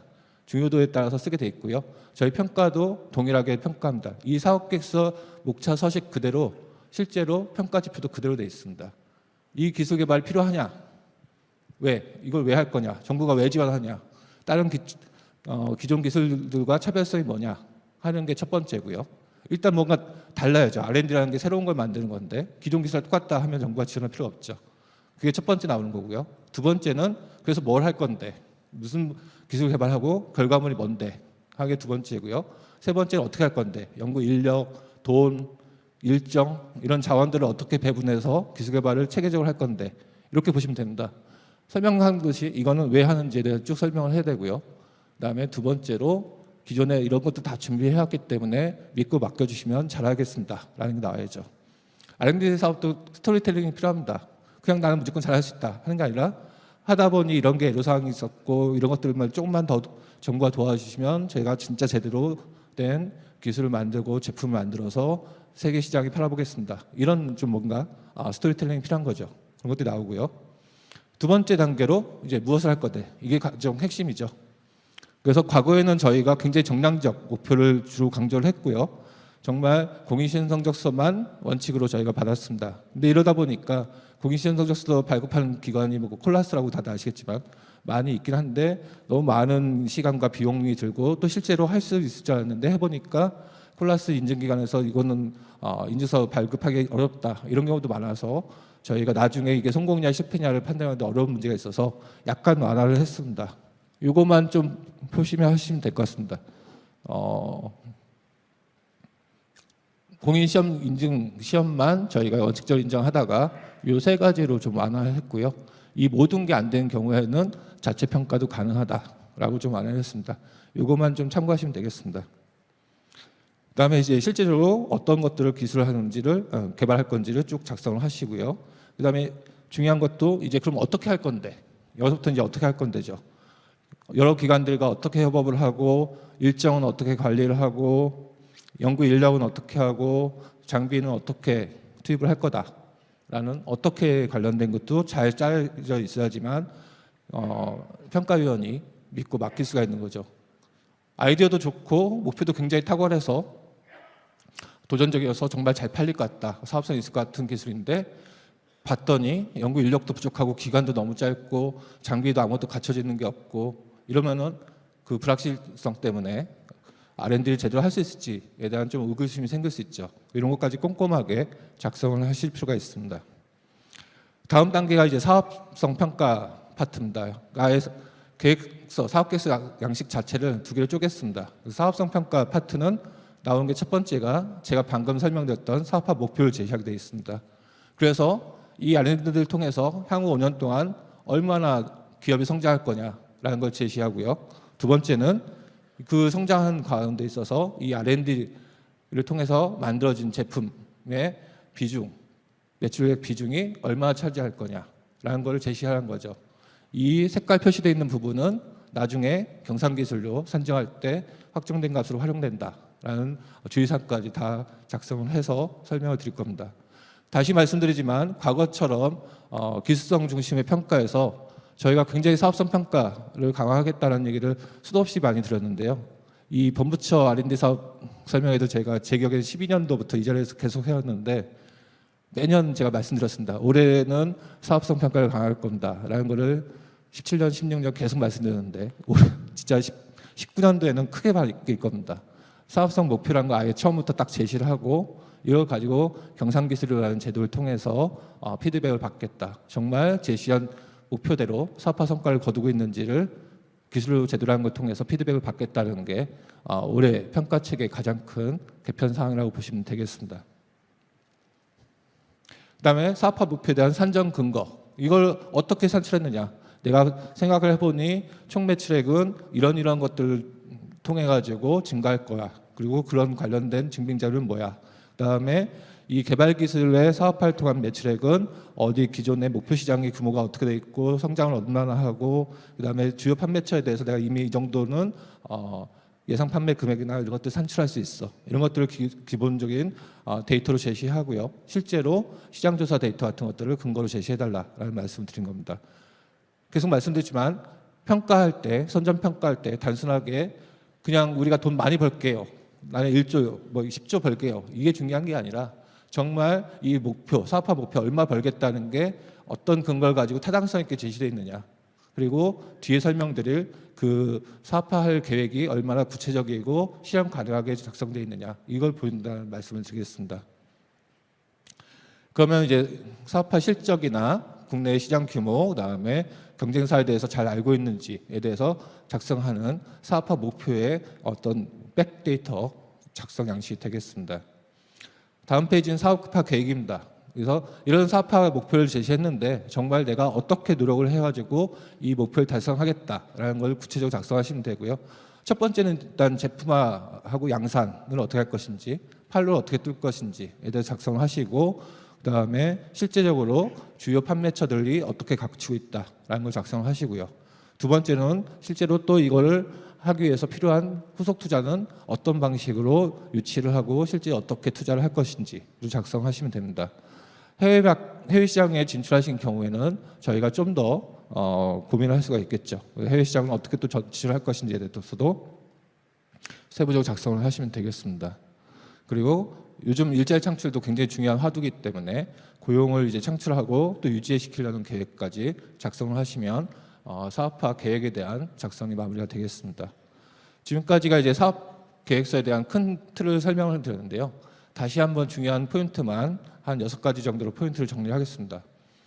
첫 번째 말씀드렸듯이 저희가 제시하는 것은 단순히 저희가 지원하려고 하는 과제는 단순히 기초 연구를 하는 거나 아니면 양산을 하는 그런 뭐 과제라고 해야 되나요? 그런 것은 아닙니다. 저희는 기술 개발을 통해서 바로 수요 기업들이 확인하거나 신뢰성 테스트를 할 수 있는 정도로 단기 상용화 과제를 저희가 지원한다. 그게 제일 포인트이기 때문에 뭐 내가 이걸 아주 원천 기술, 기초 기술부터 개발하겠다 이런 것까지는 중기부가 역할을 아직까지는 확인하기 어렵습니다. 앞으로는 오늘 사무관님도 말씀하셨지만 좀 더 장기적이고 어떤 기초적인 탐색적인 연구도 중기부가 좀 가져가려고 노력하고 있지만 아직까지는 단기 상용화, 매출이나 바로 이런 것들을 익힐 수 있는 이런 사업들을 저희가 지원한다라고 보시면 되고요.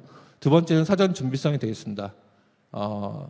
스토리텔링이 중요하다는 거죠. 그냥 갑자기 튀어나와서 나 이거 잘할 테니까 이만큼 돈 벌 테니까 지원해 주십시오. 이게 아니라 기존에 내가 어떤 고민했고 이렇게 시도를 해봤는데 어떤 어려움이 있어서 아직까지 기술 개발을 못하고 사업화를 못했다. 그래서 이번에 이런 식으로 도와주시면 내가 반드시 기술 개발을 성공하고 사업화도 일으켜서 매출을 일으키겠다라는 스토리텔링이 중요하다는 거고요.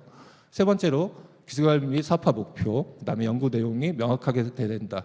가장 본론이 이거죠. 그래서 뭘 할 건데, 돈을 얼마 벌 건데, 뭘 개발할 건데, 그게 수치로 얼마인데, 기존 기술과 얼마나 차별성이 있는데, 세계 수준과는 어느 정도까지 따라잡을 건데, 이런 것들이 구체적으로 제시가 돼야지만 좋은 과제가 되겠습니다. 근거를 바탕으로 자율 작성이 당연한 거고요. 그다음에 사업화를 위한 세부 추진 계획도 올해부터는 정말 꼼꼼하게 들여다볼 계획입니다. 마지막으로 수출 및 고용도 정부 정책상 굉장히 중요한 이슈이기 때문에 가능한 한 자세히 작성해 주시길 부탁드리겠습니다. 사업비 산정 기준이나 이런 것들은 뭐 크게 달라진 게 없습니다. 기존에 정부와 민간이 매칭돼서 운영을 하고 있고요. 오늘 뭐 사모님께서 말씀을 하셨지만 인건비 3종 세트라고 해서 인건비 중심의 R&D가 이루어질 수 있도록 그 사람 중심의 R&D가 이루어질 수 있도록 인건비에 대한 3가지 정도의 어떤 제도가 새로 도입됐다. 이 정도만 아시면 되겠습니다.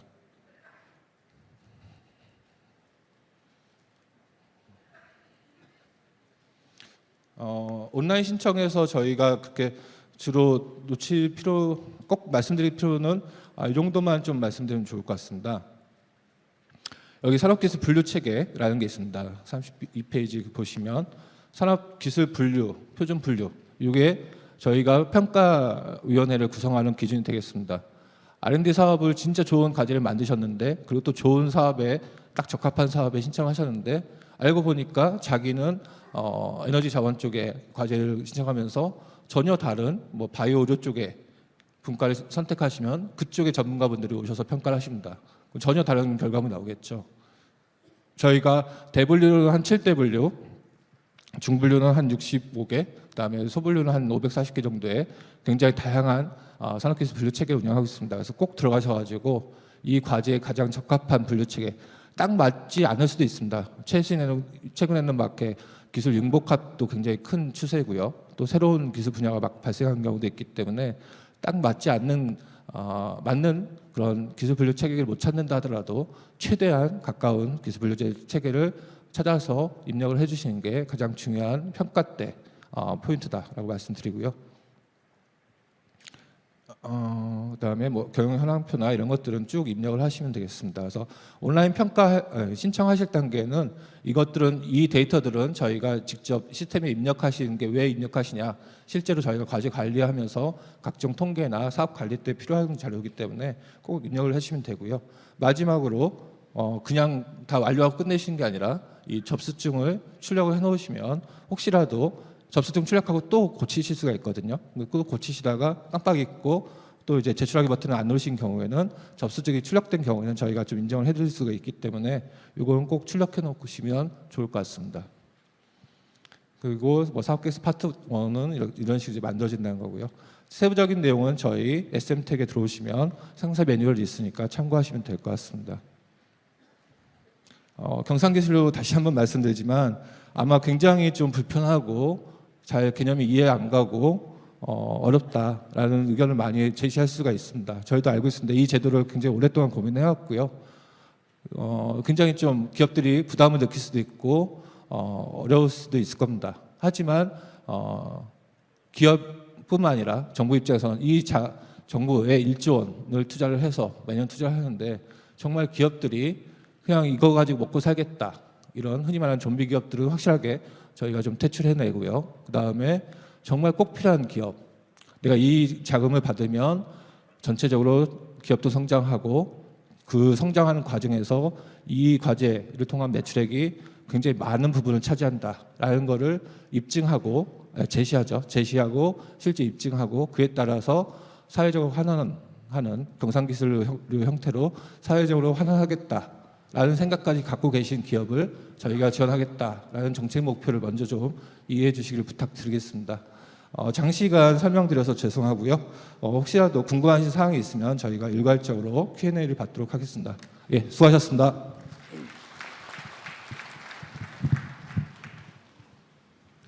예, 그 사업 계획서 작성 방법하고 온라인 신청 요령에 대해서 비교적 저희가 자세하게 설명을 드렸고요.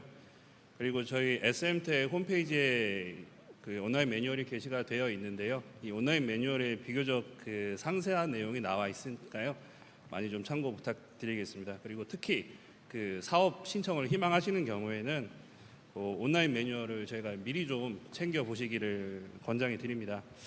저희가 그 신청 서류 간소화를 위해서 매년 이제 제도 개선도 하고 노력을 하고 있음에도 불구하고 의외로 챙기셔야 될 서류들이 많이 있습니다. 또 그리고 저희가 1년 단위로 이렇게 사업을 운영하다 보면 저희가 통상적으로 1년간에 그 검토하는 과제가 약 한 2만여 개 정도 됩니다.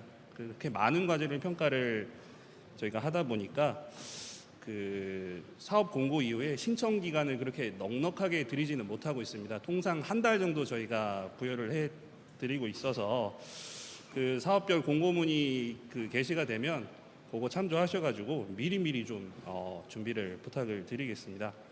그 사업별 공고는 저희 그 SM텍 그러니까 중소기업 기술개발지원사업 관리 시스템 그 공지사항이나 중소벤처기업 홈페이지 그리고 중소기업 기술정보진흥원 홈페이지에서 확인이 가능하시니까요. 뭐 수시로 게시를 하고 있으니까 많이 좀 관심 가져주시기를 부탁드리겠습니다. 자, 이제 그 발표 순서로는 마지막이고요. 중소중견기업 기술보호제도에 대해서 대중소기업 농업협력재단의 한창훈 부장님께서 그 설명을 드리겠습니다. 저희 자료집 기준으로는 47페이지부터 참조하시면 되겠습니다. 자, 설명 듣도록 하겠습니다. 큰 박수로 맞이해 주시면 감사하겠습니다. 안녕하십니까. 그 자료 47페이지 봐주시고요. 장시간 들으시나 좀 피곤하실 텐데 R&D보다는 조금 덜 복잡하니까 편하게 들으시면 될 것 같습니다. 그 중소기업 기술보라는 용어를 별로 못 들어보셨죠?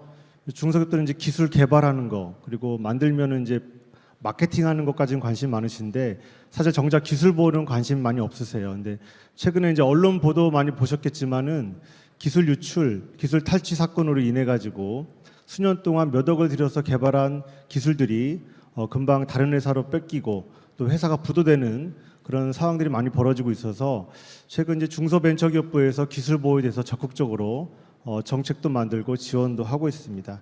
오늘 간단하게 기술 보호에 대해서 설명드리고 이용할 수 있는 지원 제도를 말씀드리려고 합니다. 중소기업 그 기술 보호는 사실은 기술이라는 게 특허만 생각하셔요. 기술 개발하면 특허 내기도 하지만 실용신안, 상표, 디자인, 저작권, 영업비밀까지 정말 다양한데 특허 하나만으로는 그 기술을 보호할 수가 없습니다. 또 특허를 갖고 있다 하더라도 분쟁이라든가 탈취 유출이 발생하면 대부분 법적 소송에서는 거의 대부분 이기기가 어렵고요. 특허 회피하는 기술도 다양하기 때문에 상대 기업을 이기기도 어렵지만 이긴다 하더라도 손해배상 청구액이 성공해도 한 3천만 원 정도밖에 되질 않기 때문에 그야말로 돈 많이 들인 거를 날려버리는 그런 일이 발생하죠. 중소기업의 기술보호 역량 수준은 한 대기업이 한 70% 정도 되고 있고요. 사실 지켜야 될 수준에서 한 50%밖에 안 되는 점수가 한 51.3점인데 아직 여기는 안 적어놨습니다만 올해는 43점으로 아주 열악한 상황입니다. 중소기업 건당 피해가 발생하면 13억 정도 피해를 보고 있습니다. 주로 이제 그 피해는 아시다시피 경쟁사로 많이 유출이 돼요. 뭐 내부 직원이 가져가기도 하고 경쟁사가 이제 뭐 몰래 가져가기도 하고 다양한 경로로 유지되고 있고, 특히 이제 시사할 점은 뭐냐면 그 우리 회사의 기술 유출하는 대부분은 우리 내부 직원들입니다. 통계마다 틀립니다만 70%에서 한 80%. 우리 회사는 믿었던 가족이니까 그럴 리 없을 거라고 생각되는데, 뭐 사실 기술 개발 담당하시는 분들, 뭐 연구소장님, 때로는 대표님까지 그 기술을 많이 유출하는 사례가 많이 있습니다. 그래서 내부적인 기술 보호가 중요하다고 볼 수 있고요. 기술 유출은 크게 이제 내부자에 의한 유출, 인력 유출이 좀 많고요. 다른 기업과의 거래 관계에 있어서 대기업이나 중견기업이나 아니면 같은 중소기업 간에 있어서 기술 자료를 받았다가 사업자 연사를 받았다가 유용하거나 다른 회사한테 주는 그런 사례가 많이 발생하고 있습니다. 그 간단히 법도 아셔야 되는데, 사실 기술 유출이라든가 이런 것들 발생하시면은 그냥 경찰청 가시는 경우가 많이 있긴 있어요. 근데 일단은 기본적으로 그 하도급 공정화에 관한 법률하고 이제 상생법에 의해서 거래 관계에 있어서 타 기업에 대해서 제재할 수 있는 법률이 두 가지가 있고요. 대부분 이런 일이 발생하면 법원에서 소송 가면 형법으로 인해 가지고 배임죄로 처벌하는 경우가 많이 있습니다. 사실 근데 그런 것들은 내가 개발한 것들 돌려받거나 다른 회사가 불법적인 사업을 영위하게 막지는 못하거든요. 사실은 그러려면은 부정경쟁방지법이라든가 특허법에 따라서 적용을 받아야 되는데, 기술 보호를 평소에 하지 않으면 법원에서 인정을 안 해줍니다. 뒤에서 말씀드리겠습니다. 그 특허는 그야말로 특허를 내면 됩니다. 그래서 청구항만 잘 설계를 해가지고 무조건 특허증을 내는 게 중요한 것이 아니라 다른 회사가 그걸 회피해서 하지 못하게끔 청구항을 잘 만드셔야 되고, 그러려면 무조건 변리사 비용이 싸다고 좋은 게 아니라 자기 회사에서 내 기술을 특허로 발현할 수 있게끔 같이 변리사와 묶어서 정말 청구항을 잘 만드셔야 돼요. 특허는 그렇게 관리하시면 되고, 또 회사의 다양한 영업 비밀이 있잖아요. 회사의 뭐 경영상 정보라든가 도면이라든가 뭐 심지어는 거래처 그 명단까지도 다 영업비밀로 인정받을 수 있는데, 영업비밀은 여기 나온 것 같이 비공지성, 그다음에 경제적으로 유용한지, 그다음 비밀 관리성, 이 세 가지를 갖춰야 법원에서 당신들의 기술이다라고 인정해주고 승소할 수 있죠. 근데 이제 다른 건 몰라도 비관리성 이 부분에 대해서는 내 기술을 관리하고 있어야 돼요. 뭐 등급 분류를 한다라든가 이런 노력을 평소 안 하셨기 때문에 아무리 억울해도 법원에서는 손을 들어주지 않습니다. 그래서 중기부에서는 법원에서 최소한 보호를 받을 수 있게끔 기술보호 10대 수칙을 제정해서 중소기업들 자문해드리고 있고요. 여기 보시면 대부분 돈 드는 건 없어요. 그래서 오늘 회사 돌아가시면 우리 회사는 기술을 관리한다라는 차원에서 규정을 기본적으로 만든다라든가 전담자 지정하고, 그다음에 1년에 한 번씩은 기술보호 교육을 하고, 직원들 비밀유지 서약서 체결이라든가, 그다음에 이제 그 퇴직할 때는 보안 서약서, 그다음 중요 기술은 등급을 뭐 A든 B든 C든 등급 분류를 하신다라든가, 이런 식의 최소한의 보호는 하셔야 나중에 보호를 받을 수 있다라는 말씀입니다.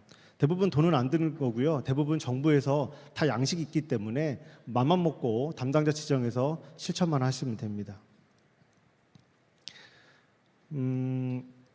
지원 사업을 그럼 좀 말씀드리겠습니다. 일단은 기술 보호 관련해서는 뭐 특허 내는 것부터 시작해가지고 관리하는 거, 우리 회사 기술을 보호를 어떻게 해야 되느냐, 기술이 뺏긴 것 같은데 이런 모든 상담은 저희 회사의 변리사, 변호사, 그다음에 전문가가 세 분이 매일 상주하고 계시기 때문에 전화 상담도 가능하시고 오셔서 방문 상담도 가능합니다. 그래서 다 전문가들이시니까는 언제든지 오시면 될 것 같고요.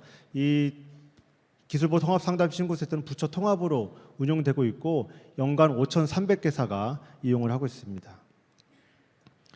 좀 더 심층적인 자문이 필요하다 그러면 중소기업 기술보호 전문가를 기업 현장에 보내드려서 1일에서 10일까지 자문을 도와드립니다. 3일까지는 무료고요. 4일부터는 중소기업이 10일까지는 25% 부담하는데, 만약에 10일을 풀로 다 받으시면은 한 50여만 원 정도가 들고요. 대부분 중소기업들은 부담스러우시니까 3일까지 무료만 좀 신청하고 있는 상황입니다. 보통 3일 정도 되면은 가서 기본적으로 이제 대표님이라든가 담당자하고 얘기를 해보고 필요한지를 들어보고 나서요, 기본적으로 진단을 합니다. 그래서 이 회사가 이런 중요한 기술이 있고 이런 것들 보호해야 되는데 이런 식으로 하면 좋겠다 진단을 해드리고 그 기업들한테 교육을 해드리고 아주 간단한 기본 서식 같은 것들이라든가 자료 같은 걸 도와줄 수가 있습니다. 그 이후에 더 필요하시면 4일부터는 좀 25% 부담해서 활용하시면 될 것 같습니다. 기술보호 전문가는 200여 분이 전국적으로 구성되어 있고요. 홈페이지에 전문가 프로필이 다 있으니까 선택해서 부르시면 되고, 변호사, 변리사, 보안 전문가 이렇게 200여 분이 구성되어 있습니다. 실제로 현장에서 도와드리는 거고요. 작년부터 법무지원단 제도가 하나 생겼습니다. 법무지원단은 중소기업들이 이제 변호사, 변리사 이런 분들 좀 활용하고 싶은데 사실 비용 부담이 많이 되죠.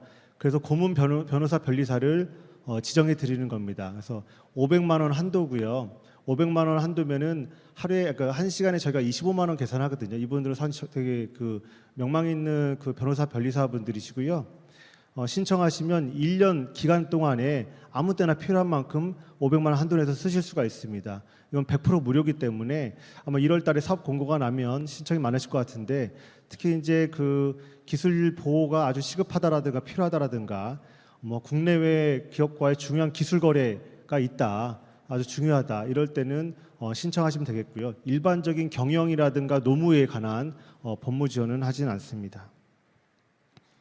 100억 미만 같은 경우는 매출액이 100억이 넘어갈 경우는 저희가 500만 원 중에서 50%는 당사 부담하셔야 되고요. 매출액이 100억 미만이면 무료로 이용하실 수 있습니다. 중소기업 기술 분쟁 조정 중재입니다. 그 기술 거래에 있어서 분쟁이라든가 트러블이 생기면 그냥 포기를 하시거나 아니면 소송 가시는 경우가 많은데, 사실 소송 가보시면 아시겠지만은 최소 2천만 원 들고요. 아까 앞에서도 말씀드렸습니다. 2년 이상 걸립니다. 3심까지 가면은 784일 정도 걸리는 걸로 나와 있고요. 승소하기 어렵고, 승소한다 하더라도 3천만 원 이상 손해배상 받기 어렵다고 말씀드렸는데, 정부에서 분쟁이 일어나면 당사자 간에 원만하게 합의 볼 수 있도록 3개월 안에 조정 중재를 해드리고 있습니다. 법원 가기 전에 한번 거쳐가면 좋을 것 같고요. 조정 중재 신청하시면은 저희가 법률 대리인 선임 비용 500만 원 지원을 해드리고요. 저희가 추천도 해드립니다. 그리고 조정에서 안 됐다 그러면 바로 소송 가실 때 저희가 소송 비용을 중소기업 간의 분쟁이라면 500만 원, 대기업과의 분쟁이라면 1,000만 원까지 지원하고 있으니까, 사실 소송 갈 거면은 여기 거쳐 가시는 게 시간적으로도 세이브되고 또 비용 지원도 받으실 수 있습니다. 저희가 연간 이거는 그 한 30건 정도 하고 있고요. 합의율이 36%에 이르고 있습니다. 조정하시는 분들은 전현직 판사 50여 분을 구성되시기 때문에 상당히 전문성이 있고요. 비용은 뭐 10,000원, 20,000원이기 때문에 거의 없다고 보시면 됩니다.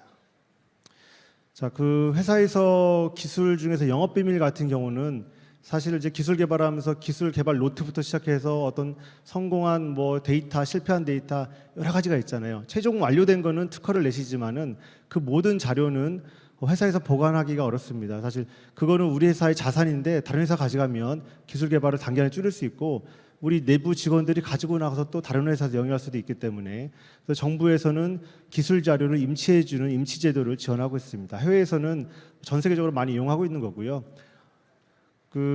저희가 이제 죄송합니다.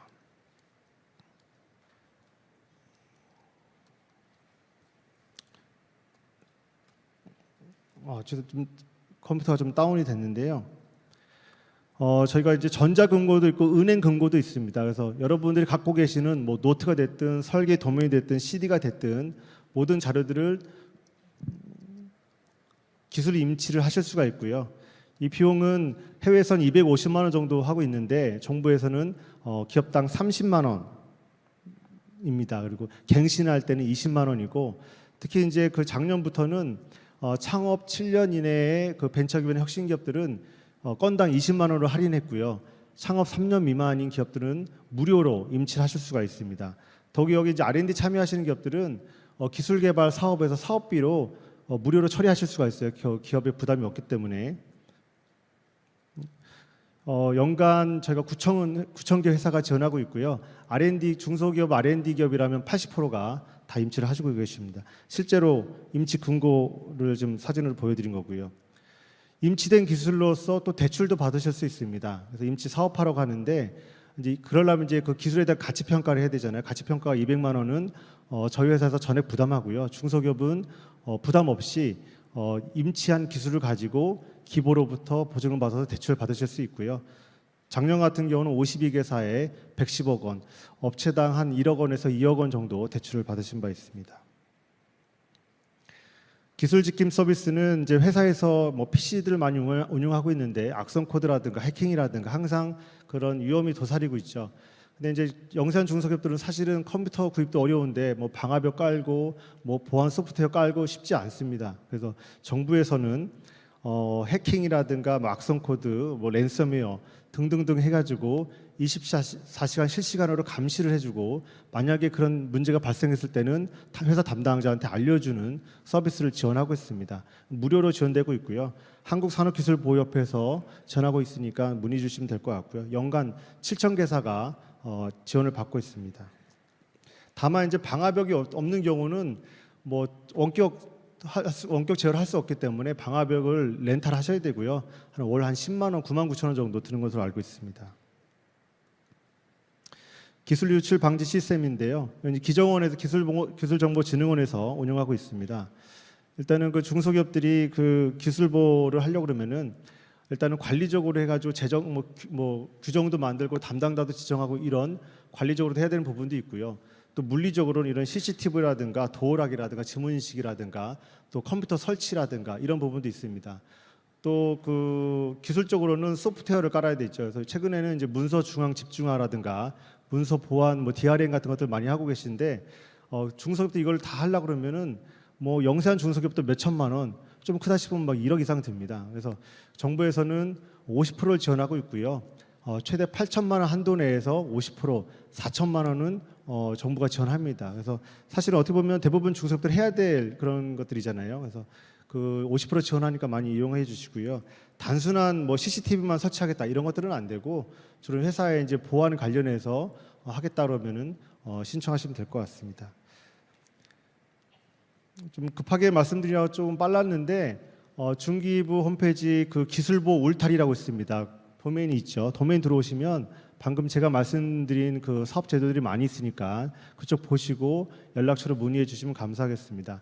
그 마지막으로 말씀드릴 것은 기술 개발만 너무 급급해가지고 잘 만들어 놓은 기술이 유출되거나 회사에 탈취당하는 일이 없어야 되기 때문에 최소한의 보호는 해야 됩니다. 그래야 나중에 문제가 되지 않고요. 이런 노력을 하지 않으면 우리 현재 직원들이 정말 믿고 가족같이 지내긴 하지만 중소기업도 회사 그만두면 동종업계로 가잖아요. 새로운 기업을 가는 데 없단 말이에요. 그러다 보면은 나도 모르는 사이에 다른 회사에 이직을 못 합니다. 뭐 완전 가져가는 사람은 없으니까. 그러다 보면은 정말 회사의 경쟁력이 떨어지죠. 그래서 기술보에 조금씩 관심 가져주시고요. 정부가 지원 많이 하고 있으니까 활용하시면 좋을 것 같습니다. 감사합니다.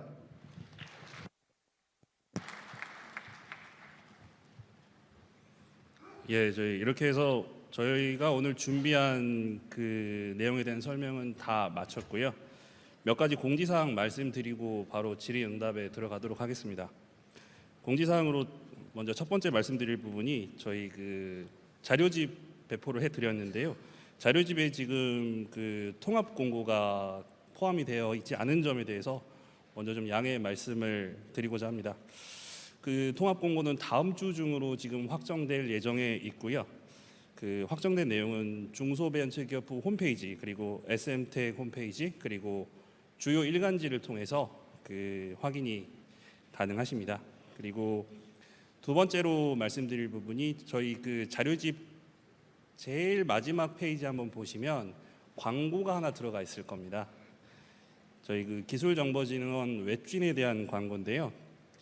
그 간단하게 말씀드리면 웹진 그 구독을 위해서 이메일을 등록해 주시면 저희 그 중소벤처기업부 R&D 사업 신규 사업 공고가 나올 때마다 저희가 이메일로 그 안내를 드리는 서비스를 진행을 하고 있습니다. 그래서 그 이제 공고가 날 때마다 저희가 메일링 서비스를 해드리고 있으니까요. 그 저기 웹진 참고하셔서 가능한 많은 정보 이렇게 획득하실 수 있도록 이메일 등록을 좀 부탁을 드리겠습니다. 그리고 그 저희 사업 문의를 위해서 그 1357 중소기업 통합 콜센터하고요. SM텍 홈페이지의 적극적인 활용을 좀 당부를 드리겠습니다. 물론 뭐 저희 기관으로 문의를 하셔도 뭐 응대가 가능하고요. 하지만요, 저희가 그 평가가 집중되는 시기에는 그 적시에 그 원하시는 문의사항에 대한 응대가 좀 어려울 수도 있습니다. 그래서 미리 좀 말씀을 드리고요. 그리고 SM택에 저희가 다양한 콘텐츠를 좀 업로드해서 활용을 하시게끔 저희가 안내를 드리고 있는데요. 그 콘텐츠들만 잘 좀 활용하셔도 기술 개발 수행하시는 데 많은 도움이 될 것으로 그렇게 생각이 됩니다. 자, 마지막 공지사항이고요. 지금 이제 저희가 자료집 배포 사례도 그렇지만은 지금 책자가 다 소진이 된 상태고요. 이런 사례도 이제 알 수 있듯이 그 중소기업 기술개발 지원 사업 경쟁률도 해마다 굉장히 높아지고 있는 상황입니다. 그래서 그 과제 지원을 받기 위한 방법으로 이제 과제 지원을 희망하는 업체가 컨설팅 업체를 통해서 사업 계획서 작성을 대행한 사례가 요 최근 들어서 아주 빈번하게 발생이 되고 있습니다. 물론 그 중소기업을 대상으로 한 상담 자체가 불법은 아닙니다. 아닌데 그 평가위원 경력을 내세운다든지 아니면 뭐 평가위원을 사칭한다든지 저희가 이런 분들을 불법 브로커라고 호칭을 하는데요. 불법 브로커가 그 사업 계획서 작성을 뭐 대필하거나 대행하는 대가로 해서 금품을 요구하는 행위는 명백한 불법 행위임을 이 자리에서 좀 말씀을 드리겠습니다. 적발 시에는 그 작성을 대신하는 분하고요, 의뢰자 모두 그 과제 참여가 좀 제한이 될 수 있다는 점 그 말씀을 드리고요. 심지어는 형사처벌까지 가는 경우도 있으니까 그 주의하셔서 좀 사업 신청에 참고를 하셨으면 좋겠습니다. 혹시라도 그 사업계획서 작성 대행을 의뢰를 받으셨거나 뭐 알선해 주겠다 뭐 이런 내용으로 뭐 그 내용을 받으신 경우가 있다고 하면은 저희 기관 신고 채널을 통해서 반드시 신고를 해 주실 것을 당부를 드리겠습니다. 참고로 말씀드리면 사업계획서 작성이 그렇게 막연하게 어려운 거는 아닙니다, 사실.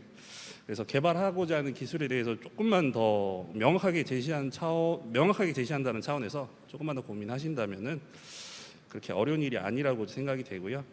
그리고 여기에다가 그 개발하시고자 하는 기술에 대해서 객관적인 데이터를 통해서 시장 가치가 있다고 하는 부분만 입증이 된다면은 충분히 그 지원받을 수 있는 자격이 있다고 판단이 됩니다.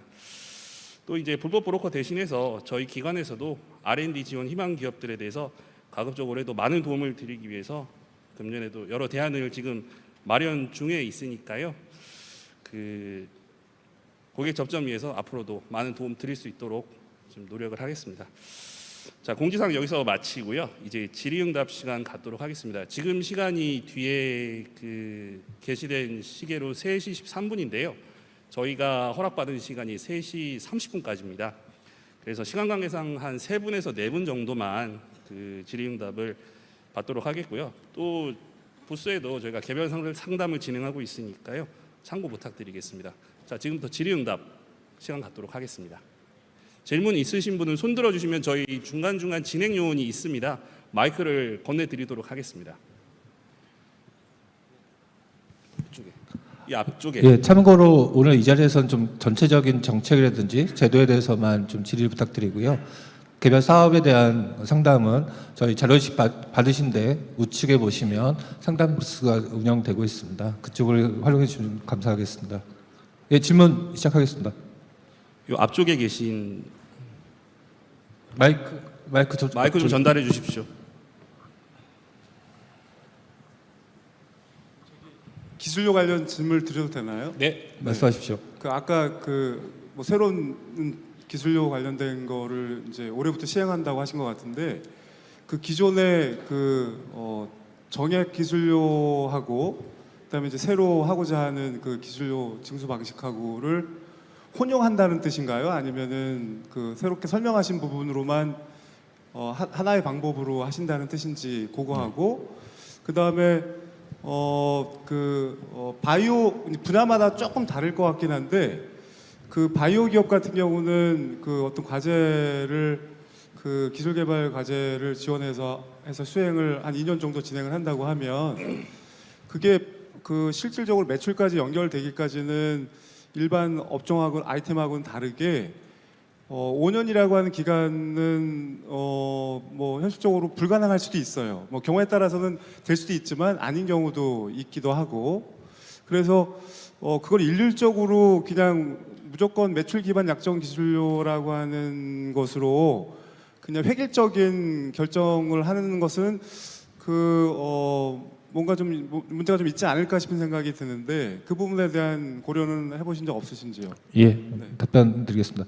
일단 질문 감사드리고 제가 자료에서 그걸 빼먹었는데 대상 사업을 먼저 간단히 안내해 드리겠습니다. 일단 모든 사업에 적용하는 게 원칙이고요. 예외가 한 3가지 정도 있습니다. 첫 번째가 팁스 프로그램이라고 해서 팁스 프로그램은 현재 이 제도랑 비슷한 제도를 운영하고 있기 때문에 약간 다르긴 합니다만 일단 제외하기로 했습니다.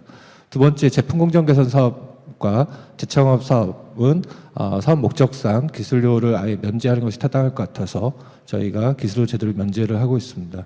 이 사업들을 제외한 모든 사업들은 현재 지금 말씀드리는 매출 기반 약정 기술료 형태의 경상 기술료를 의무화할 계획입니다. 그러니까 정액 기술료나 기존의 경상 기술료 방식을 선택하실 수는 없습니다. 저희가 매출 기반 약정 기술료 형태로 신청을 받고 과제 평가를 하고 협약 체결할 때도 부속 서류로 체결을 하셔야 된다는 게 첫 번째 말씀드린 거고요. 두 번째는 바이오료나 말씀하신 전 사업화하는데 당장 매출액이라는 성과가 발생하는데 시간이 필요한 분야들이 물론 있습니다. 그 5년이라는 시간을 저희도 굉장히 고민했는데요.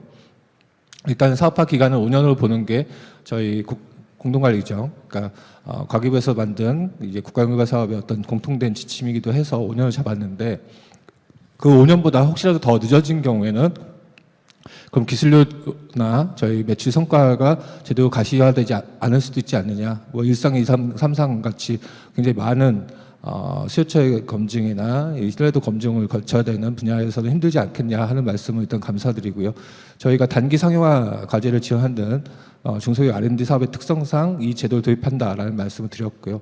바이오 의료 쪽에서 이런 분야들의 문제가 많이 생긴다면 저희가 별도로 제도를 고민하는 것은 필요하지만 현재까지는 저희가 모든 분야, 모든 사업에 적용하는 것을 원칙으로 하고 있다. 이렇게 말씀을 드리겠습니다.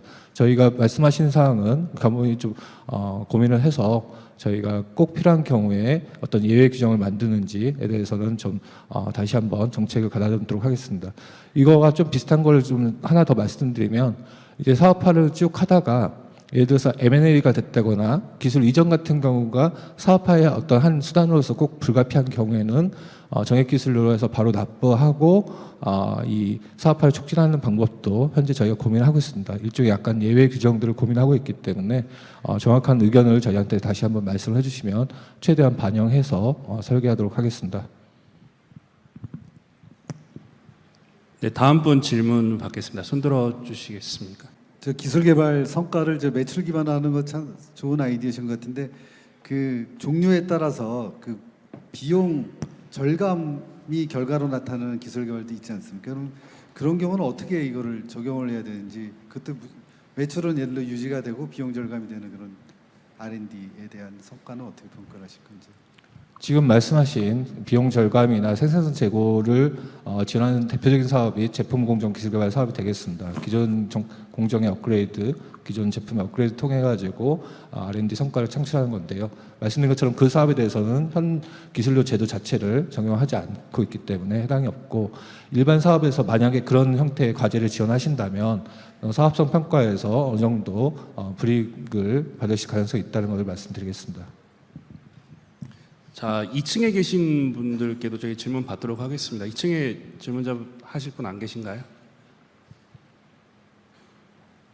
예, 여기 앞에 계신 분.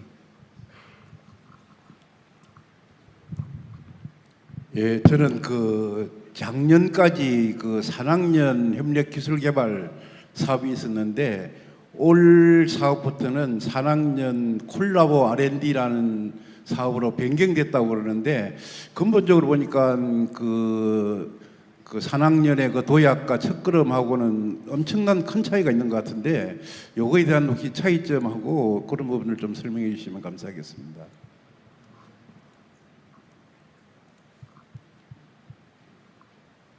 예, 답변 드리겠습니다. 저희가 산학연 협력기술개발 사업으로 해서 연간 한 1,400억에서 1,500억 정도의 R&D 자금을 저희가 투자를 하고 있었습니다. 근데 저희 이 모든 R&D 사업에 대해서 저희가 전체적으로 과기부의 일몰 제도에 의해서 기존 사업들은 다 일몰이 됐고요. 새롭게 기획한 사업이 산학연 콜라보 R&D 사업이 되겠습니다. 말씀드린 것처럼 산학연 콜라보 사업은 기존의 산학연 그 협력기술개발 사업의 첫걸음이나 도약 단계 사업보다는 전략협력 사업이라고 해서 좀 더 하이레벨, 우수한 기업과 우수한 대학 연구기관들이 공동으로 R&D 하는 사업을 컨셉으로 잡아서 사업을 기획을 한 거고요. 말씀하신 첫걸음이나 도약 단계에 있는 R&D 사업도 저희가 좀 더 고민을 해서 저희가 계속 사업 기획을 하고 있습니다. 그래서 올해는 그쪽 분야보다는 좀 더 하이레벨의 기업을 지원하는 걸로 이 사업을 재계획했다 이렇게 이해하시면 되고요. 저희 R&D 사업이 보시면 대표적으로 몇 분도 저도 밖에 있는데 물어보신 질문들 중에 하나가 과거의 기술혁신 같은 창업 7년 이상의 단독 R&D 사업이 도대체 어떻게 된 거냐, 지원은 어떻게 한 거냐라는 말씀 드렸는데요. 저희가 예산을 이제 배정하면서 또 예산부처 당국과 계속 이렇게 협의를 통해서 예산을 이제 짜게 되는데 그 분야에 대해서 올해는 좀 부족하게 예산이 편성된 것이 사실입니다. 앞으로 지금 말씀하신 내용들을 저희가 계속 받아들여서 새로운 신규 사업을 만들어서 그런 지원 수요를 좀 충족시켜 나가려고 합니다. 그래서 좀만 더 긍정적으로 좀 봐주시면 되겠고요. 지금 단계에서는 산학연 콜라보 사업은 기존의 접근 사업이나 도약 사업과는 좀 다른 형태다. 이렇게 이해해 주시면 감사하겠습니다. 그 예를 들어서 저기 서울대 병원이 연구 중심 병원인데요.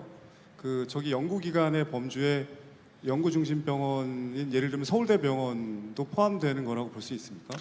연구기관이라고 정의를 한 거는 저희 별표 저희 지침에 보시면 요령의 별표 3에 보시면 위탁 운영기관의 그 비영리기관의 범위라고 나와 있거든요. 근데 제가 지금 말씀하시는 연구 중심 병원이 거기에 포함되어 있는지를 제가 규정을 정확히 확인해 봐야 되는데 일단 아마 가능할 것 같습니다. 자세한 내용은 저기 그 상담 부스에 산학연 콜라보 사업 담당자한테 물어보시면 아마 정확하게 확인 가능하실 것 같습니다. 네, 알겠습니다. 더 이상 질문 없으신 걸로 하고요. 저희 질의응답은 여기서 그냥 마치는 걸로 하겠습니다. 이상으로 질의응답을 마치고 저희가 준비한 모든 순서를 마무리하겠습니다. 끝까지 자리 함께해 주시고 경쟁해 주셔서 진심으로 감사드리고요. 금년에도 앞서 설명드린 것처럼 중소기업을 위한 R&D 지원을 위해서 저희가 다양한 형태의 사업으로 지원을 계획하고 있습니다. 여러 정보들 잘 활용하셔서 좋은 성과 만드는 한 해 되셨으면 좋겠습니다. 그리고 저희 기관에도 많은 관심 부탁드리겠습니다. 잘하는 일들에 대해서는 따뜻한 격려도 해주시고요. 또 못하는 일들에 대해서는 따끔한 질책도 당부드리겠습니다. 잠시 후 4시부터는 저희 환경부 설명회가 예정되어 있습니다. 이어질 설명회에도 많은 정보 얻어 가셨으면 합니다. 저희는 여기까지입니다. 함께해 주신 여러분 감사드립니다. 마치겠습니다. 예, 돌아가신 길 조심해서 돌아가시기 바랍니다. 새해 복 많이 받으십시오.